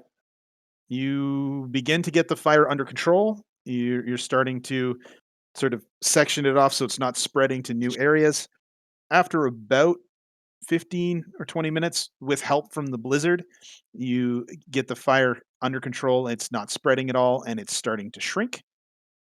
Another 10, 15 minutes after that, you've got it mostly out. It's still quite warm in the area. There's a lot of embers, but you don't think with this blizzard that's blowing in and the hole that was punched in the back and sections of the roof having sort of burnt clear that this will catch back on fire. In that 40 minutes, I had grabbed Okris' arm and had started to walk back slowly. Okay. Wander back slowly. As you wander back into town, you pass the whatchamacallit. I'm having trouble remembering names today. Shrine? The Lucky Liar. Someone want to go talk to the dwarf about this? Sure. Let's go in, get warm. Oh, Crystal, I'll buy you a mead. I could use 1 or 7. Either way. You need a rest, young lady. You should be going to bed. How do you Yep. always end up in the middle of it? Skills. Technically, she stayed out of this one, but she was the only person who used fire against him, and he was like, "Oh no fire, gotta die." That's something I didn't pick up on. And when Yep. it was announced how quickly fire caught onto him, that's when I was planning to throw him in the fire, but I had to wait for him to be incapacitated. I like that because if you guys had just continued wailing on him, he would have still gotten up every round because he's the abominable snowman kind of thing. All right, so you see sort of still sitting at her table, Hlyn Trollbane, and as you come in, her eyes sort of light up, and she says, "Well." He was doing the Frost Maiden's bidding. He was killing those that were cheating the system. In a hushed tone, we say this because we don't want to advertise it to everyone in the bar. Yeah, excellent. Roll a stealth check. Me? No, this is heals. Beautiful. All right, so you do wander over. There aren't a lot of people in the bar, but you try to keep it on the down low. And she says, "Oh, okay, good. I was pretty sure it was him. Um, what? I'm going to stumble into a nearby chair and sort of look towards our magic users and go, "Do any of you have mending?" As I hold up my cloak. I do. Yeah, which is singed and burnt. I I do. was going to embroider this cloak. You. Do you mind fixing it so I can spend some time embroidering it? I like to. I look at our dwarf and I'm like, he's dead, unfortunately. And I sort of Um, lean over, close one eye, point at your cloak, and say, "Broken on the inside. Time heals all sides."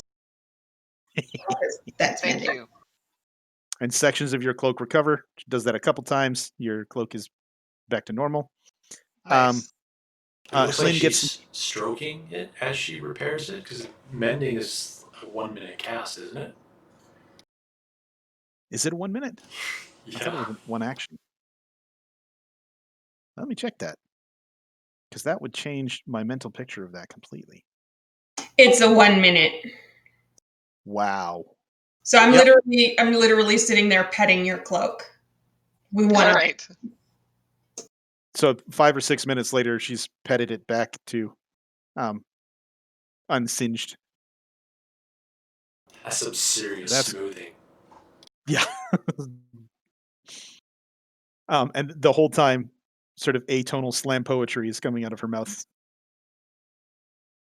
In between Why won't you sips of fix? mead. Grow, grow, grow your thread. Weave gently All right. down the back. Hlyn asks for some details about where the guy was, but doesn't seem uncomfortable handing over the 100 gold to you guys. And then she wanders out into the blizzard to check on the body. There is no So- body, but that's okay. I look at you guys and I'm like, do we split this between us now, or do we want to start group loot? Just start group loot. I throw, unless you guys. Pocket cash because I only got 9 gold on my sheet. And if we're paying about a gold every time we go into the tavern, 9's not going to go very far. Do we want to split up this one then? And then maybe we'll start group loot on the next bunch of treasure. So everybody add 20 gold. You know, if I had 100 gold in my pocket, I'd be like, yeah, sure, let's do it. But This, I couldn't even buy a week's worth of provisions right now. Now you can. Especially not if you're shopping at who's or what's it's Torgs. All right. I have 84 So gold. I don't know what you guys are talking about.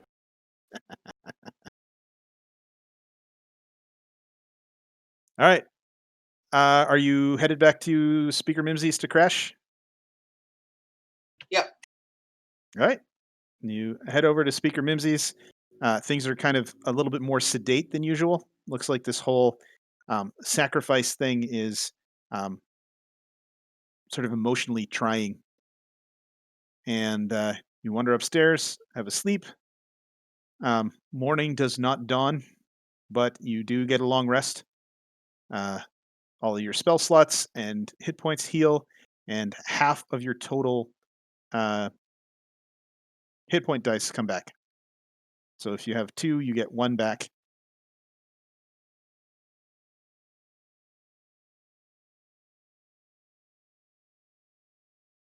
And that's about the halfway point for what we're playing. So do we want a 5-minute break?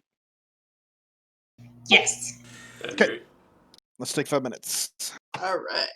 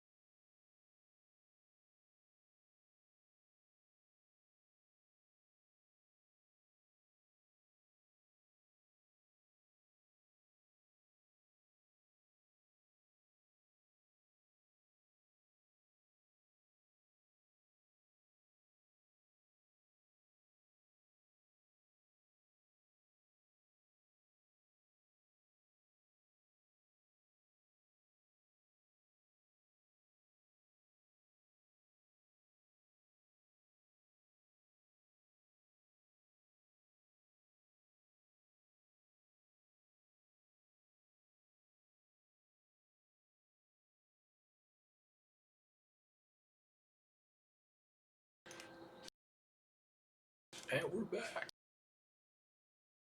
All right, we're back.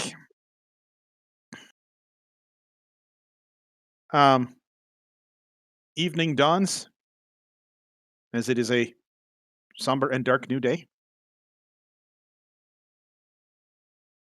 but still dark. The blizzard that was starting up seems to have mostly blown itself out. There's still a little bit of blowing snow. You have a feeling that a lot of the tracks that you guys had found last time um, will not be around anymore, which means you have a better chance of finding fresh tracks. Well, should we go look for that Meese again and Yes. fail survival checks so we have to stick around or what? Yeah. Yep. This elusive moose. I think we should ask a logger who's seen which direction. Phil, Yeah. it's anonymous. Anonymous. It's anonymous. I'm surprised Catherine didn't come up with that one. What the hell? I've been like scrolling my head for moose puns, and the worst part is all I've been drinking today is Dr. Pepper, so I don't even have an excuse for why I missed that. I used to date a guy whose internet meme name was anonymous, so I had a leg up on that situation. So I hate to ask, Catherine, can you inspire possibly the person with the best survival rating so we can find this freaking moose? Yes. Who's the person with the best survival rating? I got a +3 God, proficiency. metagaming. Anybody? I got a +3. I have a 4, but I've been rolling really low today. Well, pick someone. Pick either me, this one, or this one. Oh, I guess it's all different for you guys. Anyways. Yeah. Like, why are you pointing Why- at Phil? Yeah, I was Yeah. just going I to have say that. Phil. Just pointed to Phil. My Uh, survival skill as DM is insanely high. Sorry, who had the like? Trish had a Uh, 4, Yeah. Yeah. Tia has a +4. and Dripper has a 3. So Okay, it's well, all right. Well, since you have a 4, Tia, you may have my discordant arrhythmic snaps. All right. Okay. Mark that off in case you get into combat later today. Oh, yeah. All right. Before you left town, though, I believe there was a plan to talk to one of the lumber crews. Yes. So, Preferably a Um, lumber crew who had actually seen the moose. Recently. so Mimsy directs you to the lumber crew that came back the most recently, and the head of the lumber crew sort of wanders over, shakes your hand, says, "Hi, I'm Cleese. How can I help you?" We hear you've seen the white moose. Yes, I have a few times. What direction from here? Which time? The most The recent most one. recent. Oh, well, most recently we were fairly close to the outskirts of the city here. We're trying to get some logging done anyhow because we need the wood for heat, and we also make a lot of the furniture that's used in 10 towns. And with Torgantown, we can actually sell some of our furniture, so there's a fairly pressing need for lumber. Um, but yeah, I can show you over where the moose showed up. Okay. And so he says to his crew, "I'll be back in a bit." He leads you about 10 minutes out of town, and you can see this giant sort of mismatch of feet, a couple splatterings of blood. He says, "Yeah, tagged a couple of my men, but it came from that way." And you can see a set of tracks that sort of come towards where the encounter happened, and another set of tracks leading away. We've been looking too far away from town. That's what's been going on. Yes. I think we should follow the I'm tracks going to leading give you away. guys that set of tracks without a roll. Okay. And Cleese says, do you need me for anything else? I think that's everything. We appreciate your time. Okay. It's kind of eerie. It's like this moose knows where we're going to be. We get someplace and we start cutting, and the moose shows up almost immediately. Do you guys plan where you're going to be before you leave town? No, So it's just random. You are like, "We'll go here," and he's already there. not already, but there very quickly. He shows up only when you. Does it happen when? Does he show up only when you're starting cutting? Yes. I will start to cut. Okay. You will perform a lumbar puncture. Ha, ha. Jeez. I have to make up I have to do a whole bunch of horrible puns because I missed Anonymous. Yes. Yeah, you gotta prove your chops again. All right. Roll me an athletics check.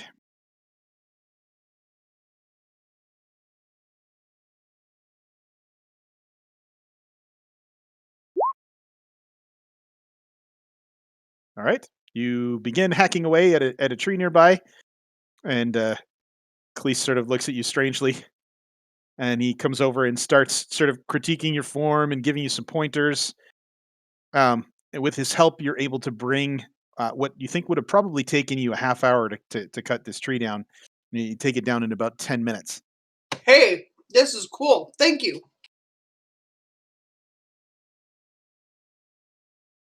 Yep. And he says, I'm not sure if one person cutting down trees uh, will draw him. Usually there's 10 or 15 of us in a crew. Um, your plan is to attempt to draw him out? Yes. I Hang wouldn't on. necessarily say it's a fully formed plan. Maybe just a thing we're going You with. know, if we wanted it to be fully formed, we could go out with a troop of Loggers. Yeah. loggers. That's And the word. Yeah. as you guys are standing around having this conversation, you notice Cleese has left. About 5 minutes later, he comes back with a crew of about 12 dudes, and he says, "Okay, we will do some logging, and you guys We'll see what do you our can do about thing. this moose." And if the moose comes, we will do some flogging. You see Cleese working over in his mind, flogging, logging. There's a joke there. There's a joke. I guess we will leave it up to you.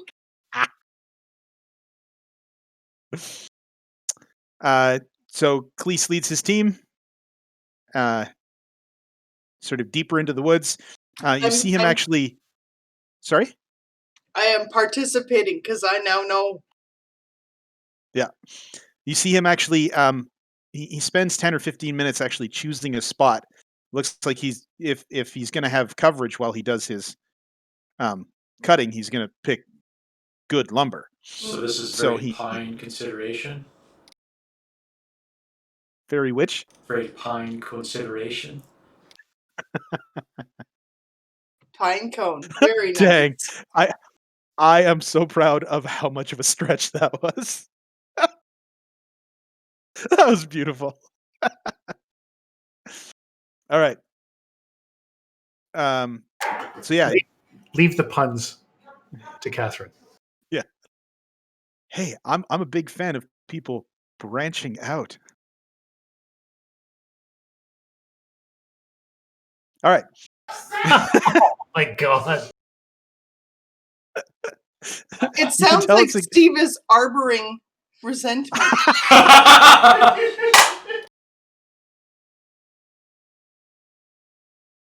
whew, okay. Could keep this going for a while. Dig it. Yeah.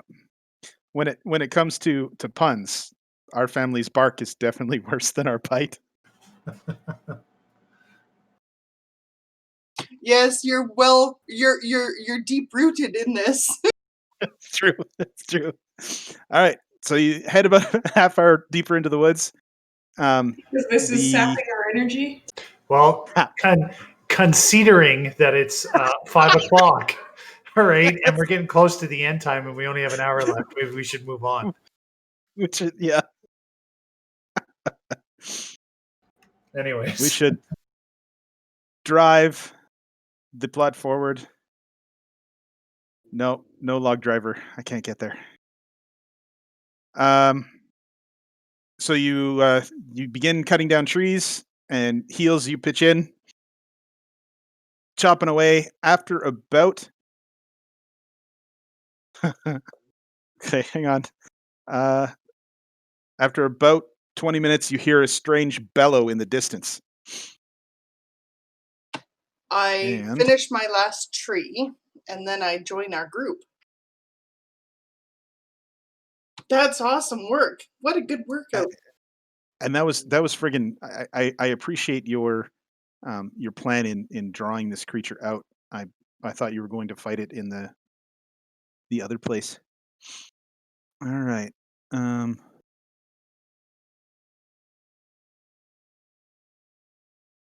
Werewolf, will-o-wisp. Where is this silly thing? A weremoose?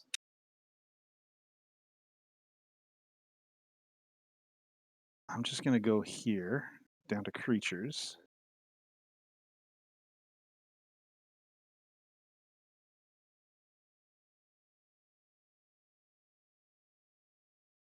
Uh, it's set up for. Why isn't it under white moose?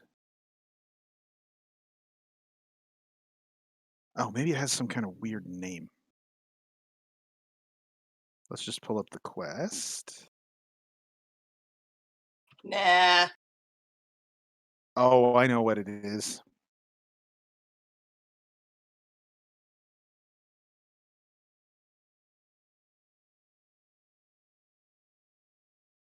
Okay. That's why it's called something else. And I won't say the name because it would ruin some surprises.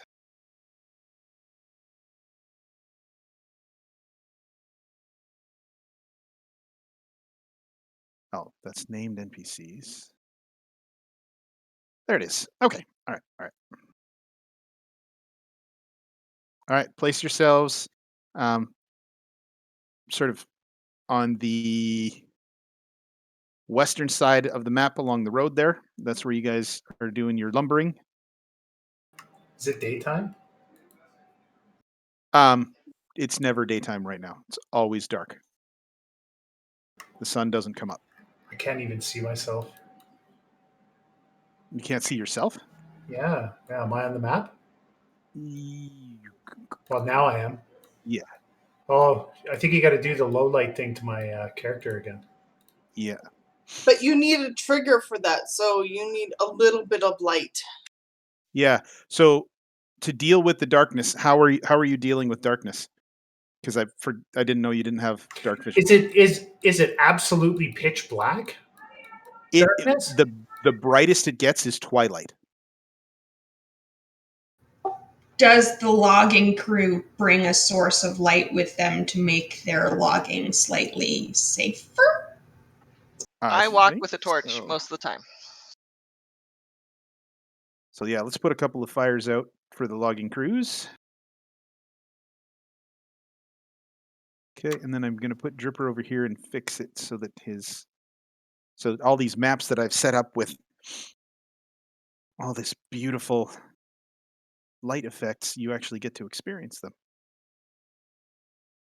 Dynamic lighting.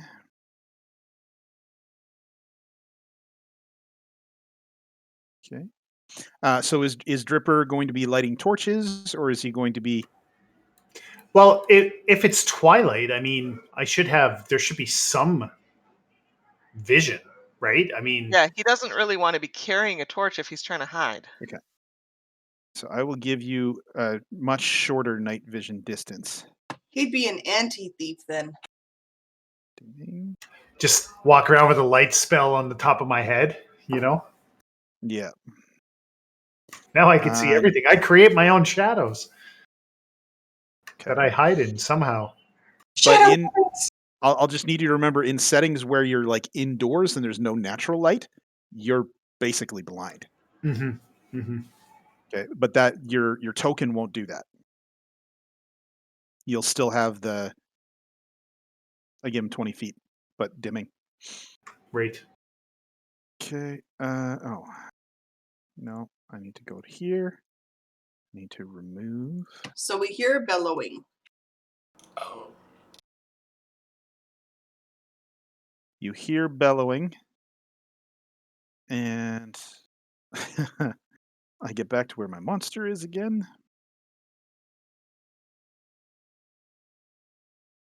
Put it out. You hear the sound of something large crashing through the trees.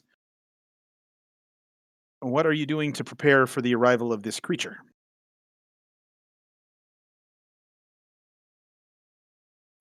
Ready an attack?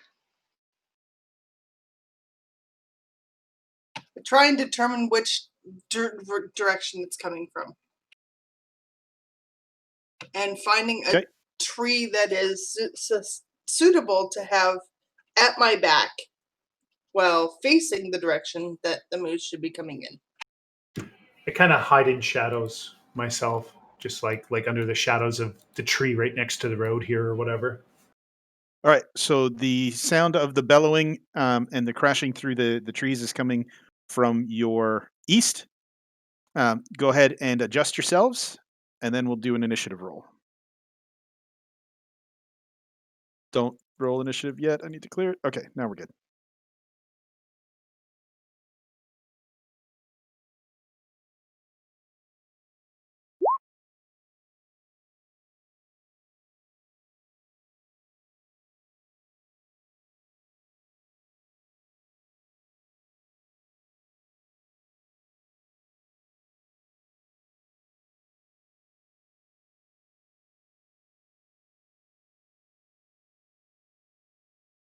Look at those initiative rolls. Oh, it worked. It rolled the initiative straight onto the token. Yes, I like it when things work the way they're supposed to. You're gonna have to show us what the how to do the red coloring and then the graphic underneath, like how you actually do that. that's when you It use a character sheet for an NPC. Yeah. So they all the custom built stuff that came with the module, when I click it, it does that. So I could Yeah, I just later I just like to see the code behind it to see if we can recreate it so we can change ours if we want to. No, You there, know. there is no code. It's simply when you click on the attack roll, the form of it is there. yeah. But there's probably code behind that we could There steal to is. make our There is attacks. supposedly you're able to pull in images and stuff as well, but I just haven't been able to figure it out. You gotta Yeah. buy a premium level with the character sheet and API access. Oh, gross. Okay, maybe that's Yeah. why I haven't been able to figure it out. All right, how far does this thing move? All right. So there are a couple of fires out, and you're probably going to need to buy some torches soon, Tia, because you've been around Okay. for a couple days. I think you're probably running out at this point. 1, 2, 3, 4, 5, 6, 7, 8. 1, 2, 3, 4, 5, 6, 7, 8. So charging into visibility is this large, like even bigger than the other mooses. Um, and you can see that its horns have blood. It's got blood on its muzzle. Its eyes are sort of bloodshot, and it is charging straight for you guys. Heels, your turn. Well, I am going to move the side dripper and I see the moose, and I'm like, this will be fun. And then I cast Mind Sliver.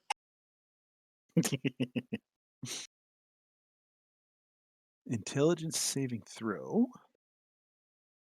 So I just click that. All right, it beats the save. Does that mean no damage? And I'm guessing Mind Yes. Sliver is a cantrip, right? It is a cantrip. Yes, you are Okay. correct.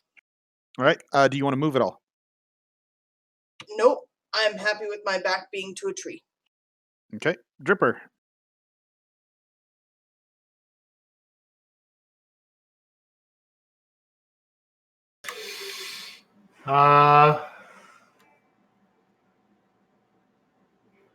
I don't want to be first in there.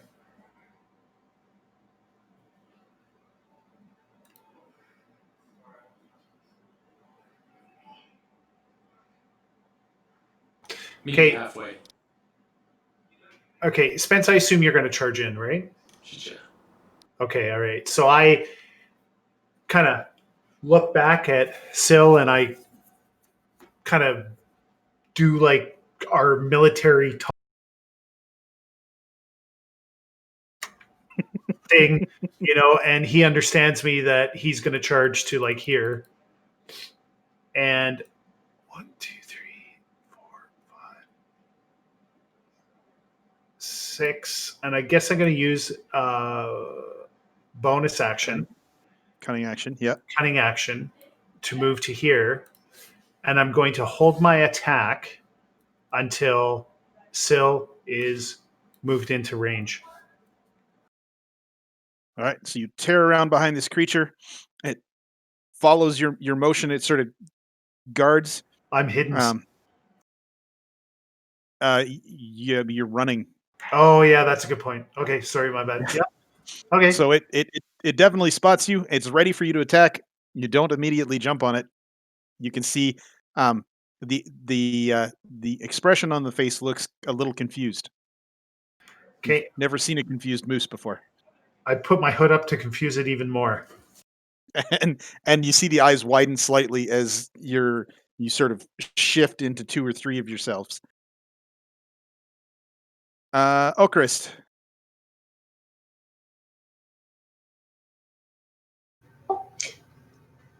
Gonna lean down, pick up a convenient hunk of broken tree. And from me to you, further is better. Ideas have more weight than you credit. All right. Now, if she were using catapult on a vampire and used a tree, I could totally stake a vampire! We need to remember to do this. If we're ever fighting a film, we need to fight a vampire. We have to The do stake is Strahd the next. cigarette. yeah, you throw a telephone pole at the vampire. That would be a That's high stakes action. that external monologue was me like, okay, do we allow this? And I look at the um, text for the spell and it says choose one object. Okay. So we need to get her some like China dolls or something to throw. Dex save. I'm gonna do it with like a dagger or something. Throw the All right. dagger, cast the spell, big sword. The dagger I gets think they bigger. had to be non-weapon items, or am I thinking of a different spell? Within range that isn't being worn or carried. I got a bunch of Doesn't say ball non-weapon. Yeah, you could use. It's got to weigh between 1 and 5 pounds. So I think a ball bearing would be just a touch too light. But you pick up this chunk of wood that was a splinter from one of the trees that was being cut down, and you say your slam poetry, and you hurl it through the air, and the chunk of wood becomes this huge disc that sort of crashes into trees behind there, causing splintering. The creature manages to get out of the way with its 14 save. Mark off your spell slot.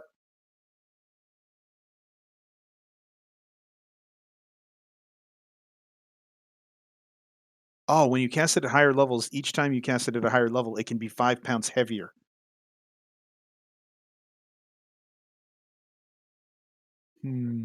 So at 9th level, you're tossing what? 45 pounds. And then it enlarges. So you'd have to get Spencer to throw it eventually. Yeah. 3d8 Oh. plus another 8 levels.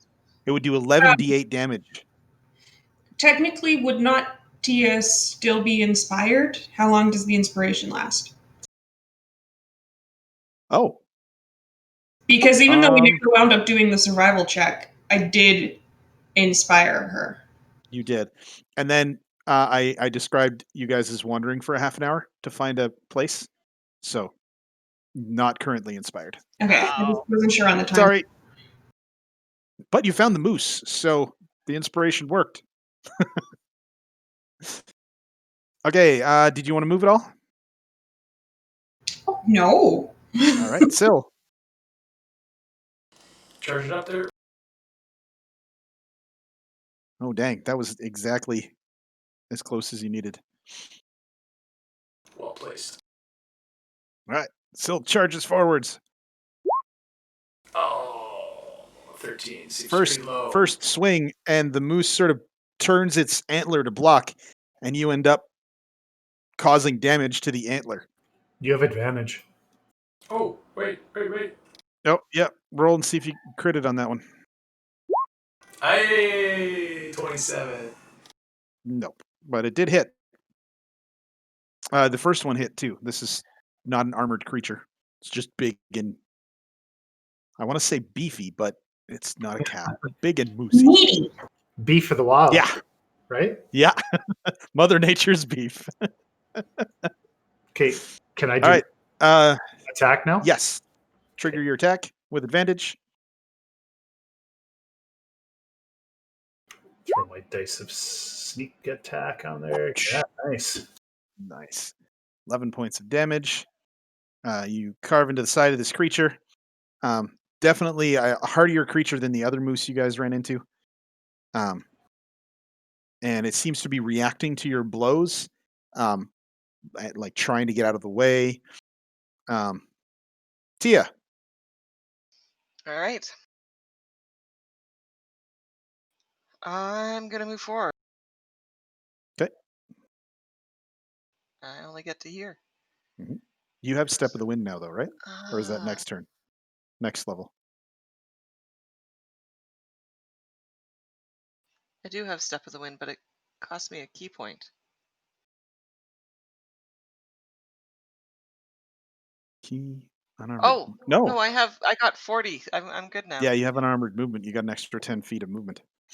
All right. Which is Well, I'm gonna use it, exactly what you needed. and I'm going to smack this thing with my quarterstaff.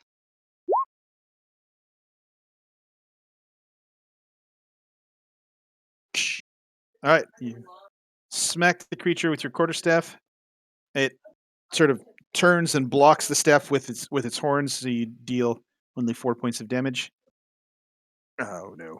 Okay, and then I'm going to try and punch it in the side. I like this image. Punch Giant- a moose. You punch the giant moose, dealing another 4 points of damage. Just Conor McGregor something. You pull the moose's jersey up over its head. All right. And the moose, it is now surrounded by creatures swinging and hacking at it, is going to hit Dripper. Well, we'll see if it hits. It's going to attack Dripper with its antlers. Disadvantage on the attack roll. Okay. Why? I thought I fixed that. Why didn't it query me? Query advantage. There we go. All right. I'm going to roll that again. Why does it have disadvantage? I have a Oh, your cape. cloak of Gotcha. displacement. Yeah. Gotcha. So it swings its antlers towards you at disadvantage. I think that hits. Yep. Ow. 2 points. No, they did the thing wrong. It's 6 points. It's supposed to be 2d8 plus 4. But they put _4 in the attack, so it's So 6. Okay. goofed. Yeah. And Ow. then More. 1, 2, 1, 2 is Syl. 3, 4 is Tia. So it's gonna swing out with its hooves at Syl. Um, 60 does Syl, you not managed connect. to knock the hooves aside, which is good because that was a really solid hit. Rolled really well on its damage. Okay, that was the moose. Heels, your turn. All right. I am going to move here, so I give Tia advantage. Okay. And I'm going to use Sacred Flame. Dex save. Yeah. It's a freaking Oh. ninja. What You the hell unleash kind of moose is this? you unleash holy energy towards this thing, and the moose sees the energy forming and just sort of ducks as it's basically like a bull at a rodeo, like spinning and kicking and slashing with its horns. A little hard to aim at effectively. Dripper.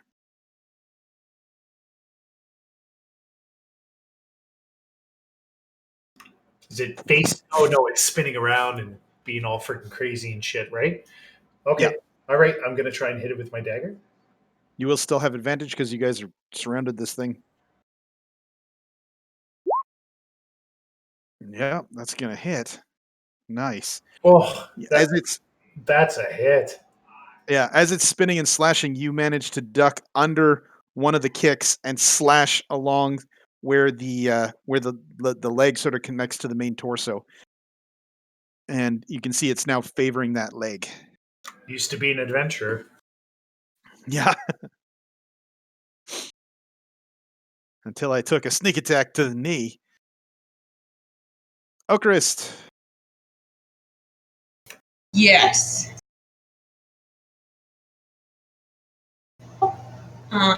Sorry, 1 second.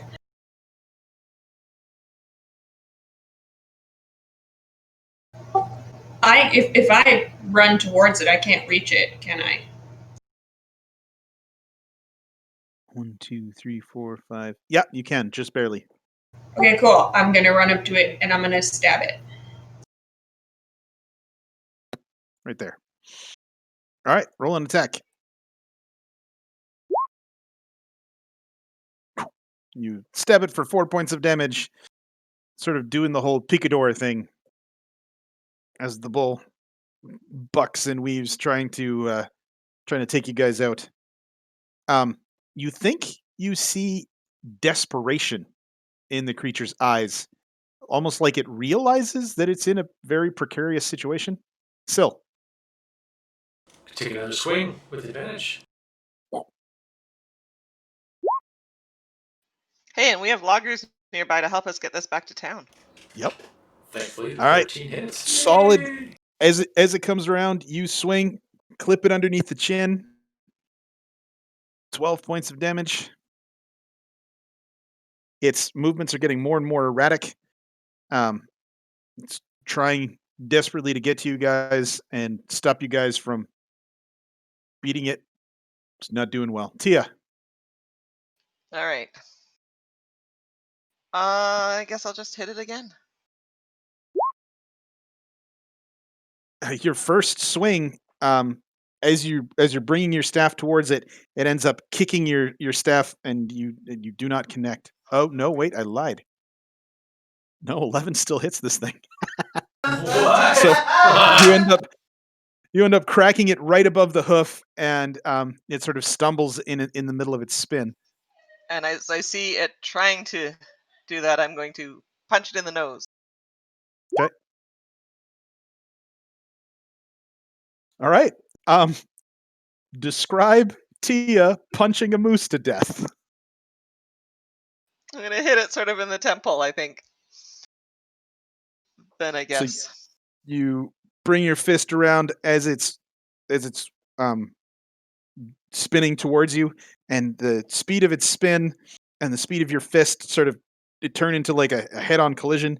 You punching twice as hard as you're used to, all the weight of the beast, and you hear the moose's neck snap. The light in its eyes just sort of goes out, and it falls to the ground. I say Yep. we cut it apart so it doesn't come back to life. Don't we need to take the head back to town? And um, this hide might make a good new cloak. Or rug. I yell to the boys, "Hey boys, we need to track this thing back to town. Can you help us?" They get their sleighs ready. They put a couple of the large trees that they have cut down on the sleighs, and they say, "Yeah, yeah, we can take the moose back for you." Now, are you chopping its head off, or are you going to let them butcher it in town? Why don't we let them do that? Because they'll probably do a cleaner job than we Yes. would. All right.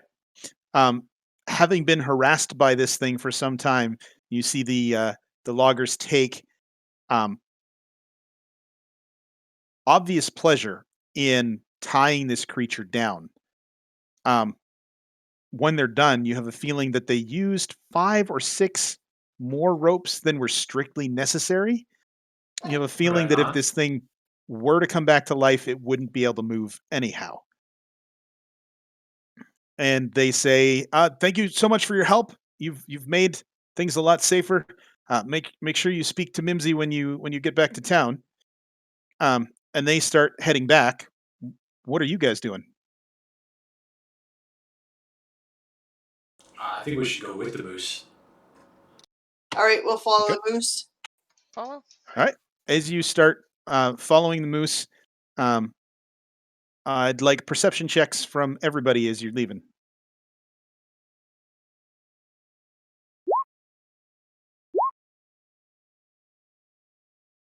Everything's fine. Ocarist and Heels. As you guys are leaving, you see the trail that the moose left getting to you guys. The steps are deep and looks like it was moving quite fast. You get the feeling that you might be able to follow this trail fairly simply, but that um, the given the nature of the sort of constant blizzards that keep blowing through, um, finding this trail again probably possible, but less likely as more time goes on. Yo, peeps. Hi, over. Hi. Footprints, very distinctive, going that way. Per maybe haps. We should follow them and see where the moose was coming from, and make sure that it was a single moose and not perhaps multiple white meese. You're saying make sure the job's done before someone else Yes. gets attacked by moose. What do you call it? Also, A herd of see. moose? Yeah, A what do you call a caterpillar? herd of moose? You call it it's a nope. We want to make sure that there is not a nope of moose around here. That might explain why everyone was being attacked fairly quickly if there's more of them. Yeah, let's go and follow the tracks. Okay.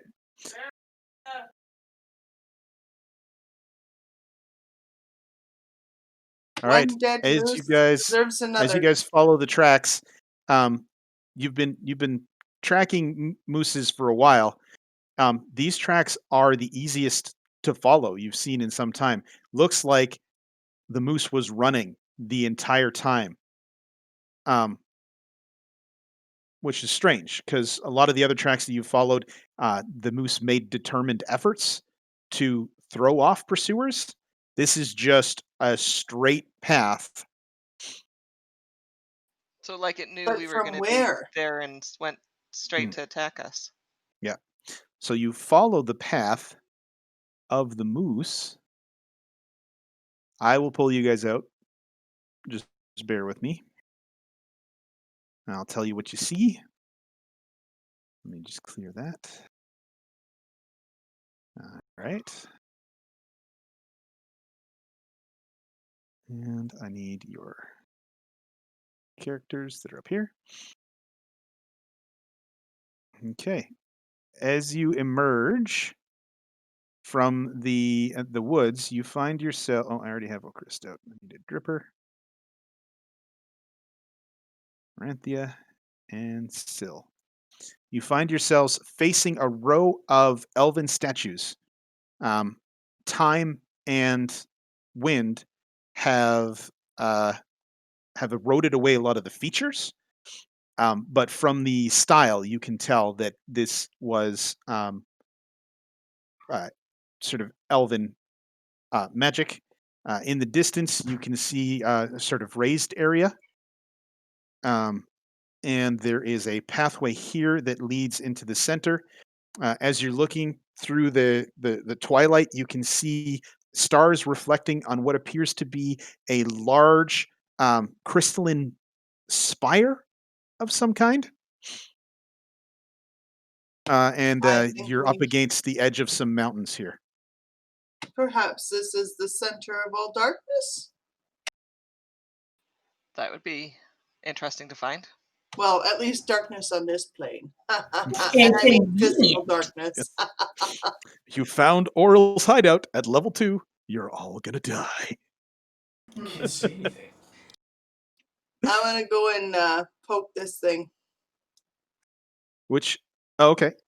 As you walk forward towards the statue, how are you investigating it?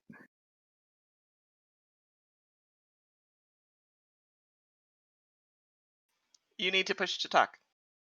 With my hands, touching, feeling if anything moves, arms, Okay. legs, my. It's cold. It feels like marble. But there are obvious signs of age to this thing. So it was built of something hardier than marble, or perhaps marble that was magically enhanced.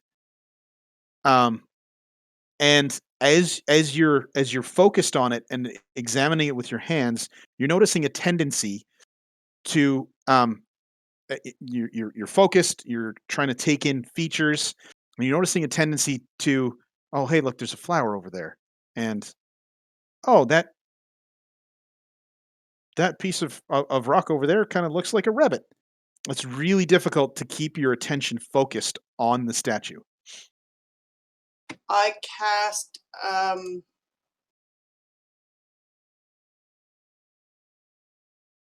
protection from good and evil Okay. on myself. As protection from good and evil takes hold, I will read what that spell does. I will copy and paste it so everybody else can know too.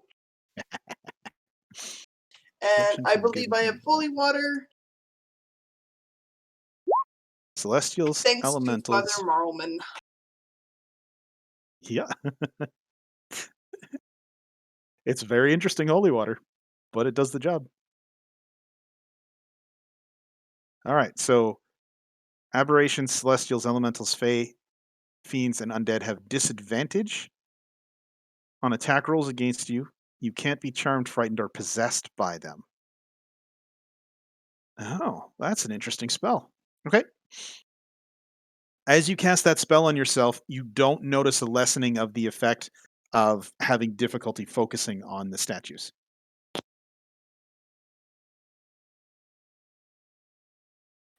Do they look like All right. elven warriors or? As you look the statues over, there does seem to be some variation. So some of them look sage-like, some of them look warrior-like. Roll me an intelligence check. Okay.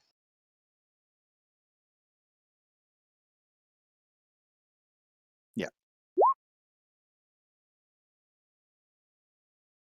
they're all different. Made of similar material. They're all, you notice the same thing. They're all hard to focus on, almost like you feel like not looking at them. I share this with everybody else. I can't keep track of what's going on with these? I keep losing track. How about anybody else? Can anybody else stay focused? That's hard. Tia, as you're looking at the one that the statue that you're close to, you do notice off to your left an obvious door, but there's no handle. There are no hinges. Obviously, this opens somehow. You're not sure how. Can I investigate that door? Sure. It's Yeah. right here. With Roll Dripper? an investigation check. Melon. Oh, I had Um, it, John. yeah, I was gonna say, can I you're help? able to take your time with this anyhow. Um, after given the low roll, after about 10 minutes, you determine that um, this type of door is designed to only be opened from one side. And without seeing the other side, you're not sure how you would defeat that. You don't even know where to start. There's no obvious latches. It's a really big, solid stone door. Well, are we going exploring? We can go around the outside or we can go inside.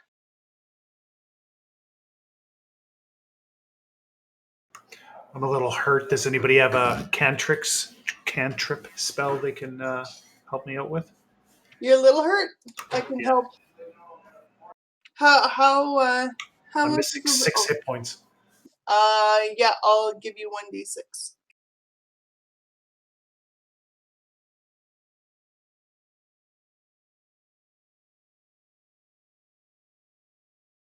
Whatever that is. I can't see. I've got so many windows open. Yeah, You get 5 hit 5. points. Yeah. I only use one. We haven't determined what that looks like. What does it look like when heals above? Heals a bud.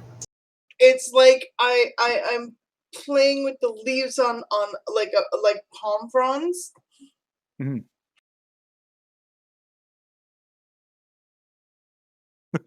Very, very anime magical girl Yes. poses and spins, and which is being done by a big burly tiefling dude.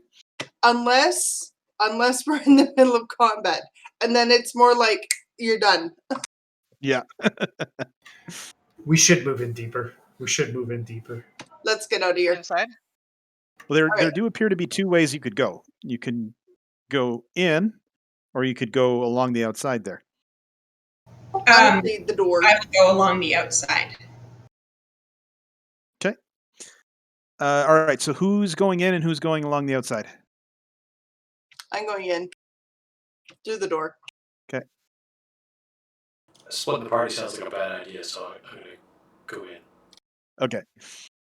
All right. So as you guys wander into the center, you see what you can see there. This is some type. The crystal spire that you saw is a gnomon. This is some type of time keeping device. It looks strange to you though. It's not a sundial per se, and the gnomon in the center is glowing, and there is light shining from the gnomon onto this symbol on the ground. To the new moon. Also, there's a giant hole in the wall. Looks like something broke through there at some point. And then this is a solid wall, but you can see that it's raised about 10 feet. And there is another one of the elven statues right there. And there's some type of you're not sure what. It looks like some type of organized masonry over here. Okay, I'll go towards the masonry there and go like up here. You mean like up top? It's up on a ledge. Yeah. How far That's up is 10 that? feet up. Oh, So so how are you doable. climbing up there? Well, luckily I'm a thief, and Okay. I So can you just clamber up. yeah Is acrobatic. All right. it just like a Let me- plinth, or like is there more than just like one little thinger? I shall read you a description. Atop the eastern berm, a granite sarcophagus rests in a half circle defined by 5 crystal pillars. As Dripper clears the snow off of the lid, it reveals the engraving of a brazier. You also notice a carving near the top of each crystal pillar. from north to south, these images depict a twig, a pine cone, a flame, a feather, and a humanoid hand.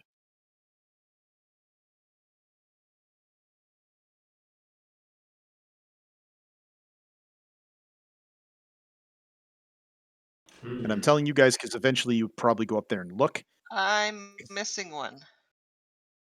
Oh, you need 5?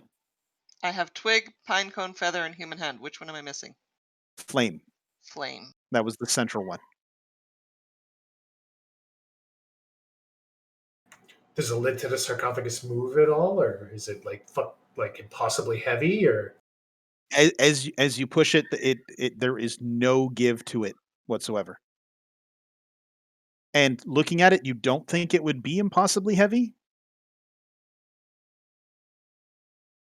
Then a brief examination reveals that it's probably not um, mechanical interference that's causing you to be unable to move it.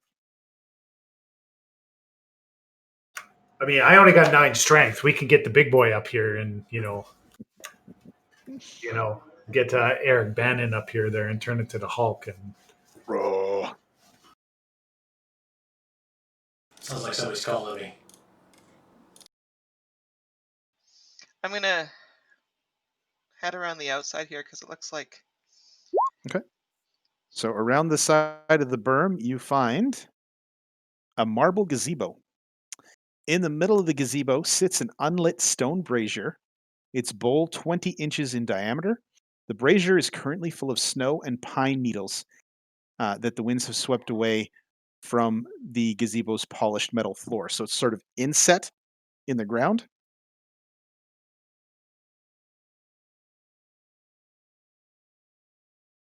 And you see what looks like stairs leading up to the top of the berm over on this side here.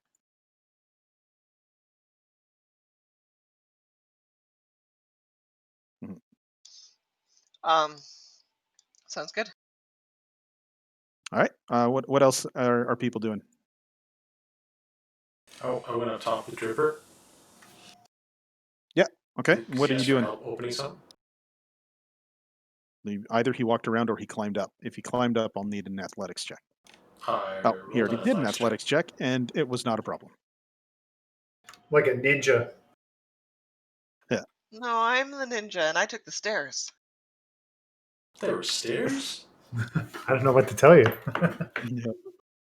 What if this is something like a Fifth Element kind of thing, where we have to, like, put fire on there, put some twigs on there.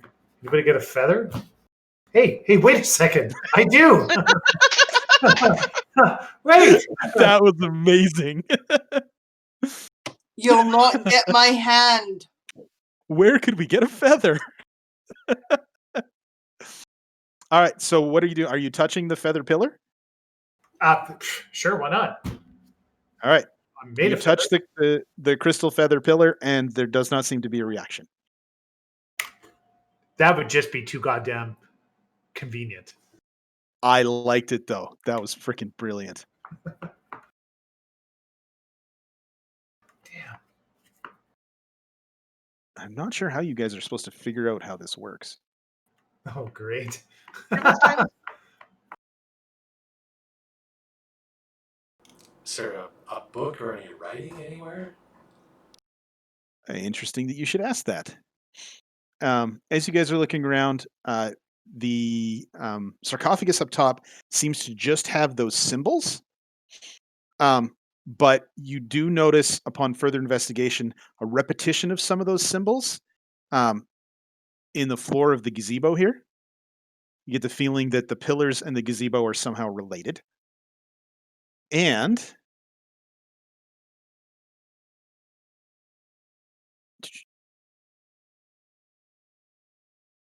as you study, the uh, the sacrifice happens on full moon nights, and as you study the moon dial, you notice that there is an inscription at the full moon section, and it says, "Gaze upon your own face and have 7 questions answered. Does somebody have a mirror? Do we have to wait till it's a full moon for that? It is a full moon right now. So Can I if it's go a in full here? moon, why Does isn't anybody have any water? If we have water, you can use that for a glass. Tia, as you step through the cracked wall there, you notice another 3 elven statues. And you see signs that this was recently inhabited. You have the feeling if you hadn't managed to draw the moose out, that it probably would have jumped you as you came through there. Oh my. In the distance over this direction, you see light.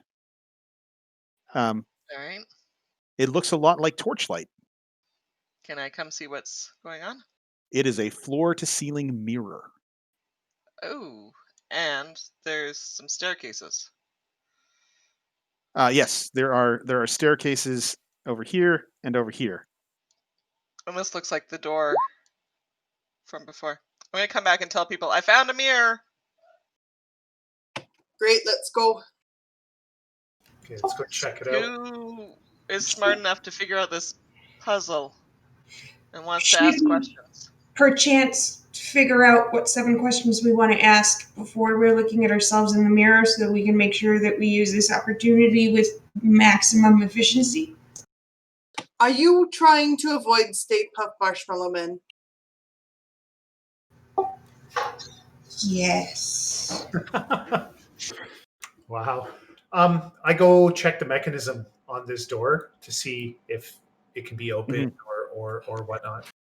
As you place a hand on the door, it opens with next to no pressure. It's got to have been counterweighted or something. You can't find any sign of mechanism. This has been very like mastercraft level constructed, and you get the feeling that it opens from this side only, but it opens from this side with no real difficulty. Okay. All right. I take one of these little pieces of rubble or something and just kind of block the door open. Nice. Just in case we need to whip in this way or whatever. I like it. You do notice as you came in, these 3 statues are also difficult to focus your attention on. Do these stairs go up or down? They go down And to a door. to a door. Yeah. And Does these doors. anybody, Sorry, go ahead. does anybody have dispel magic? Not Chat. at level 2. I mean, It's a level 3 spell, so I think you get it around level 5. cool. Yeah. I The have the detect doors magic. at the end of those passageways are very similar to the doors to the door that Dripper was messing with, although you get the feeling that they open inwards. So if we go in, then will they not be able to go? Will we not be able to go back? Like, if are they one way? Mhm. Above each of those doors is a symbol that looks strangely familiar to you. It's um, a circle that half of it is shaded in, and the other half is not. And as you try the doors, there's no give to them whatsoever. Is there any take? Good question. Moving on. I'm gonna drop my protection and I'm gonna cast Detect Magic. Because I Okay. get it as a cantrip. Excellent. The mirror is magical. And there seems to be some type of connection between the mirror and the moon dial outside. It looks like energy is flowing from the moon dial outside to the mirror. The statues are magical as well. They have an abjuration field to them. The mirror has a divination sense to the magic that it is radiating. That makes sense, and I share that with everybody.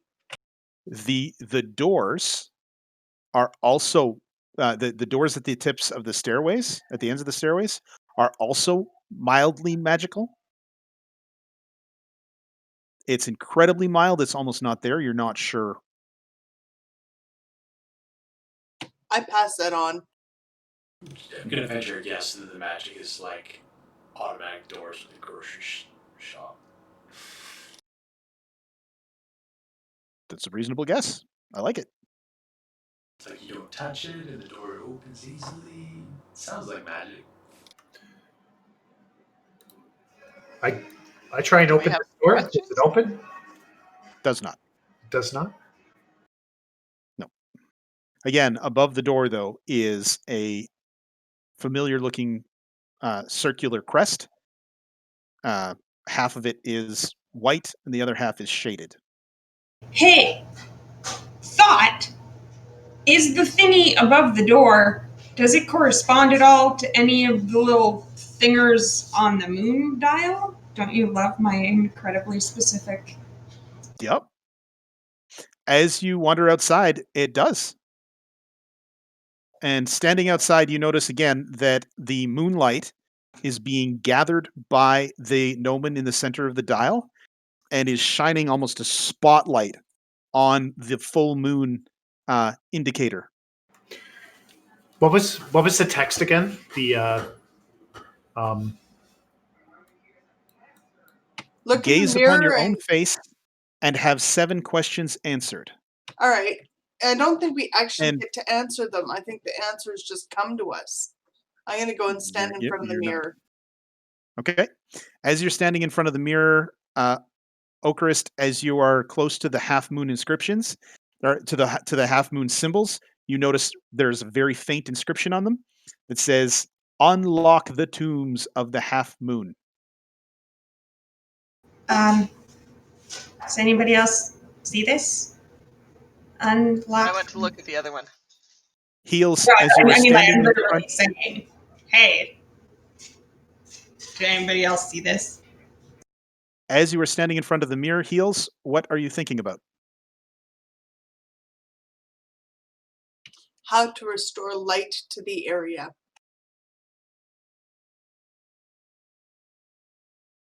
Oh, that's interesting. That is interesting. Okay. I just need a few seconds. Because once the light's restored, we can get out of the cold. Yep. Oh, that was That here. and the plants will grow So again, let's which for see. me is a big thing. Okay. Um, can someone look up the scrying spell and tell me um what I roll to save against it?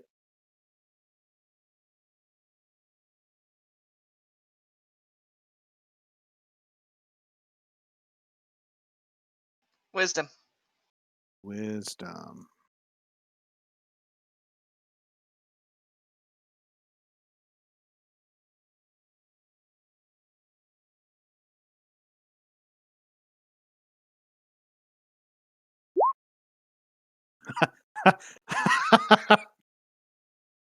What? Okay, hang on.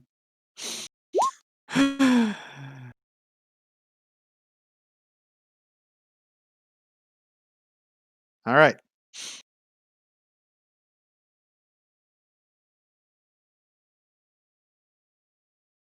In the mirror, um, reflected in the light of the full moon, you see a 7-foot tall biped with the head of a snowy owl stalking through a blizzard.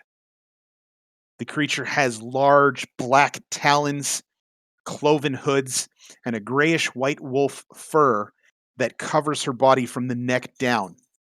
Protruding from the feathery owl's head is a pair of curved goat horns, um, and most of the body is obscured by a cloak and cowl that appear to be made of white snow.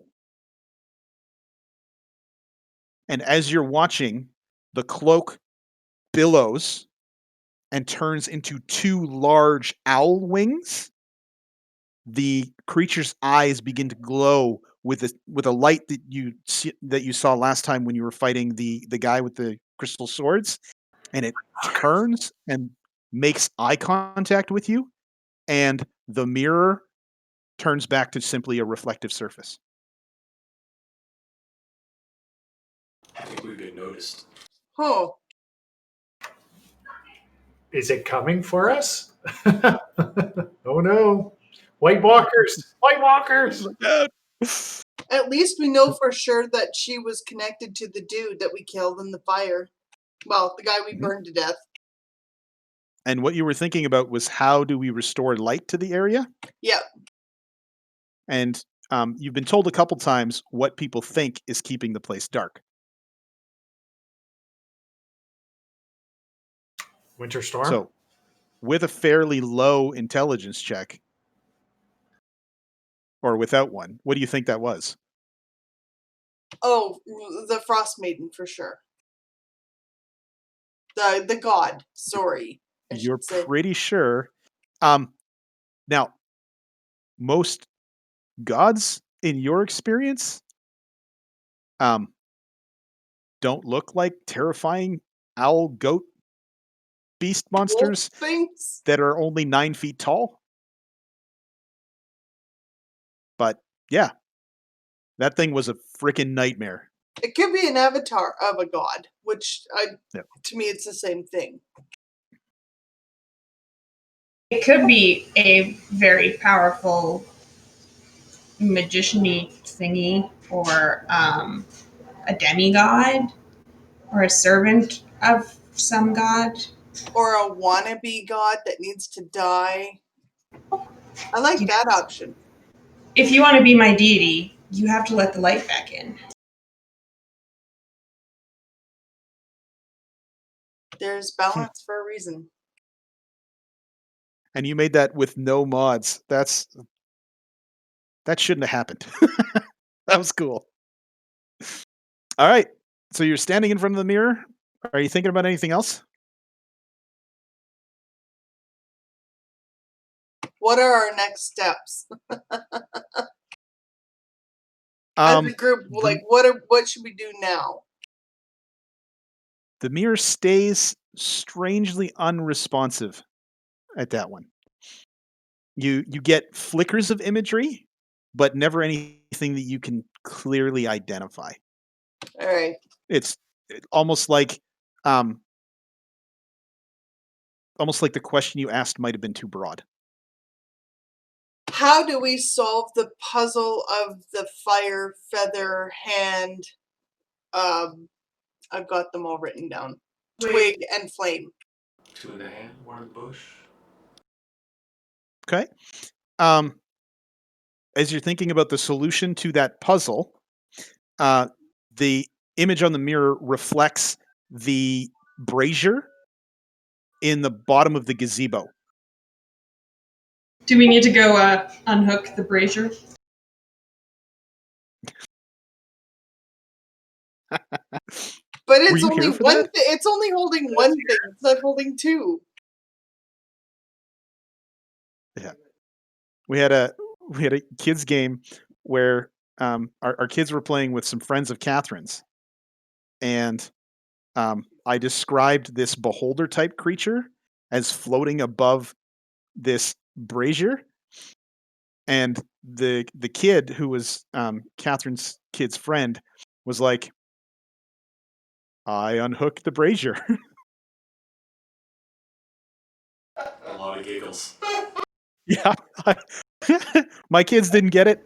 I died. The best part was I posted about that on Facebook, and his mom messaged me and was like, "Oh my god, that was my kid, wasn't it?" And I was like, yes, it was.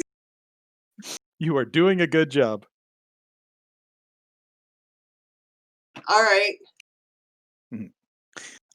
You're starting to detect a pattern, and you're familiar with this concept in magic.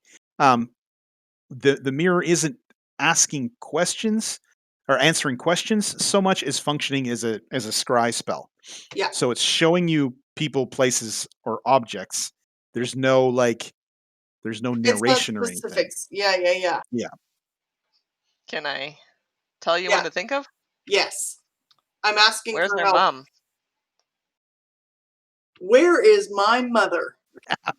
At least, even if you just get a picture of that she's alive or what's going on, right? Maybe you don't get. Our mother. I Usually with a should say. scry, you don't get a lot of background. You just get a close up on that person. So Where's our mommy? Okay. No, that's beautiful.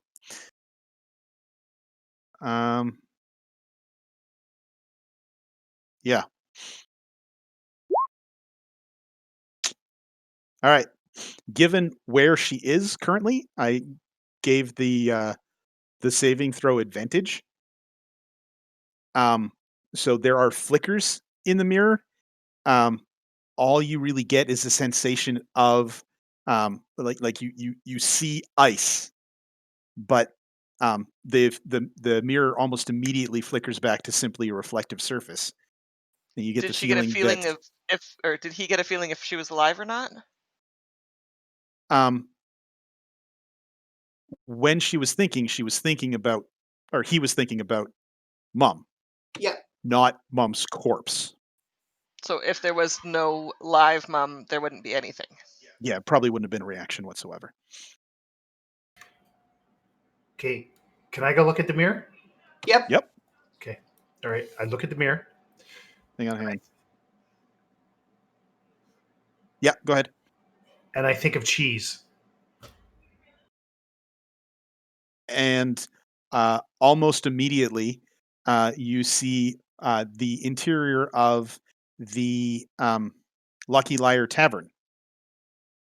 And sitting at a table in the Lucky Liar Tavern is your dwarven friend who recently paid you 100 gold. And she has a cheese board Excellent. and is eating cheese and drinking mead.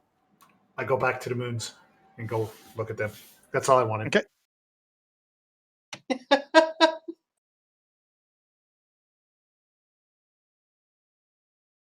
All right. Let's go unhook the brazier. Brazier? Or at least take a look at it. Yep. The brazier appears to be inset into the gazebo. And attempts to sort of work at where there would be a seam. It's almost like this thing was sort of made in one piece. I'll be right back. Prying it out is not working for you guys. Let's light it. You said there was snow and pine needles in it already? Mhm. Should we I put everything in happen, there? I happen to know a person who can, I don't know, produce a flame.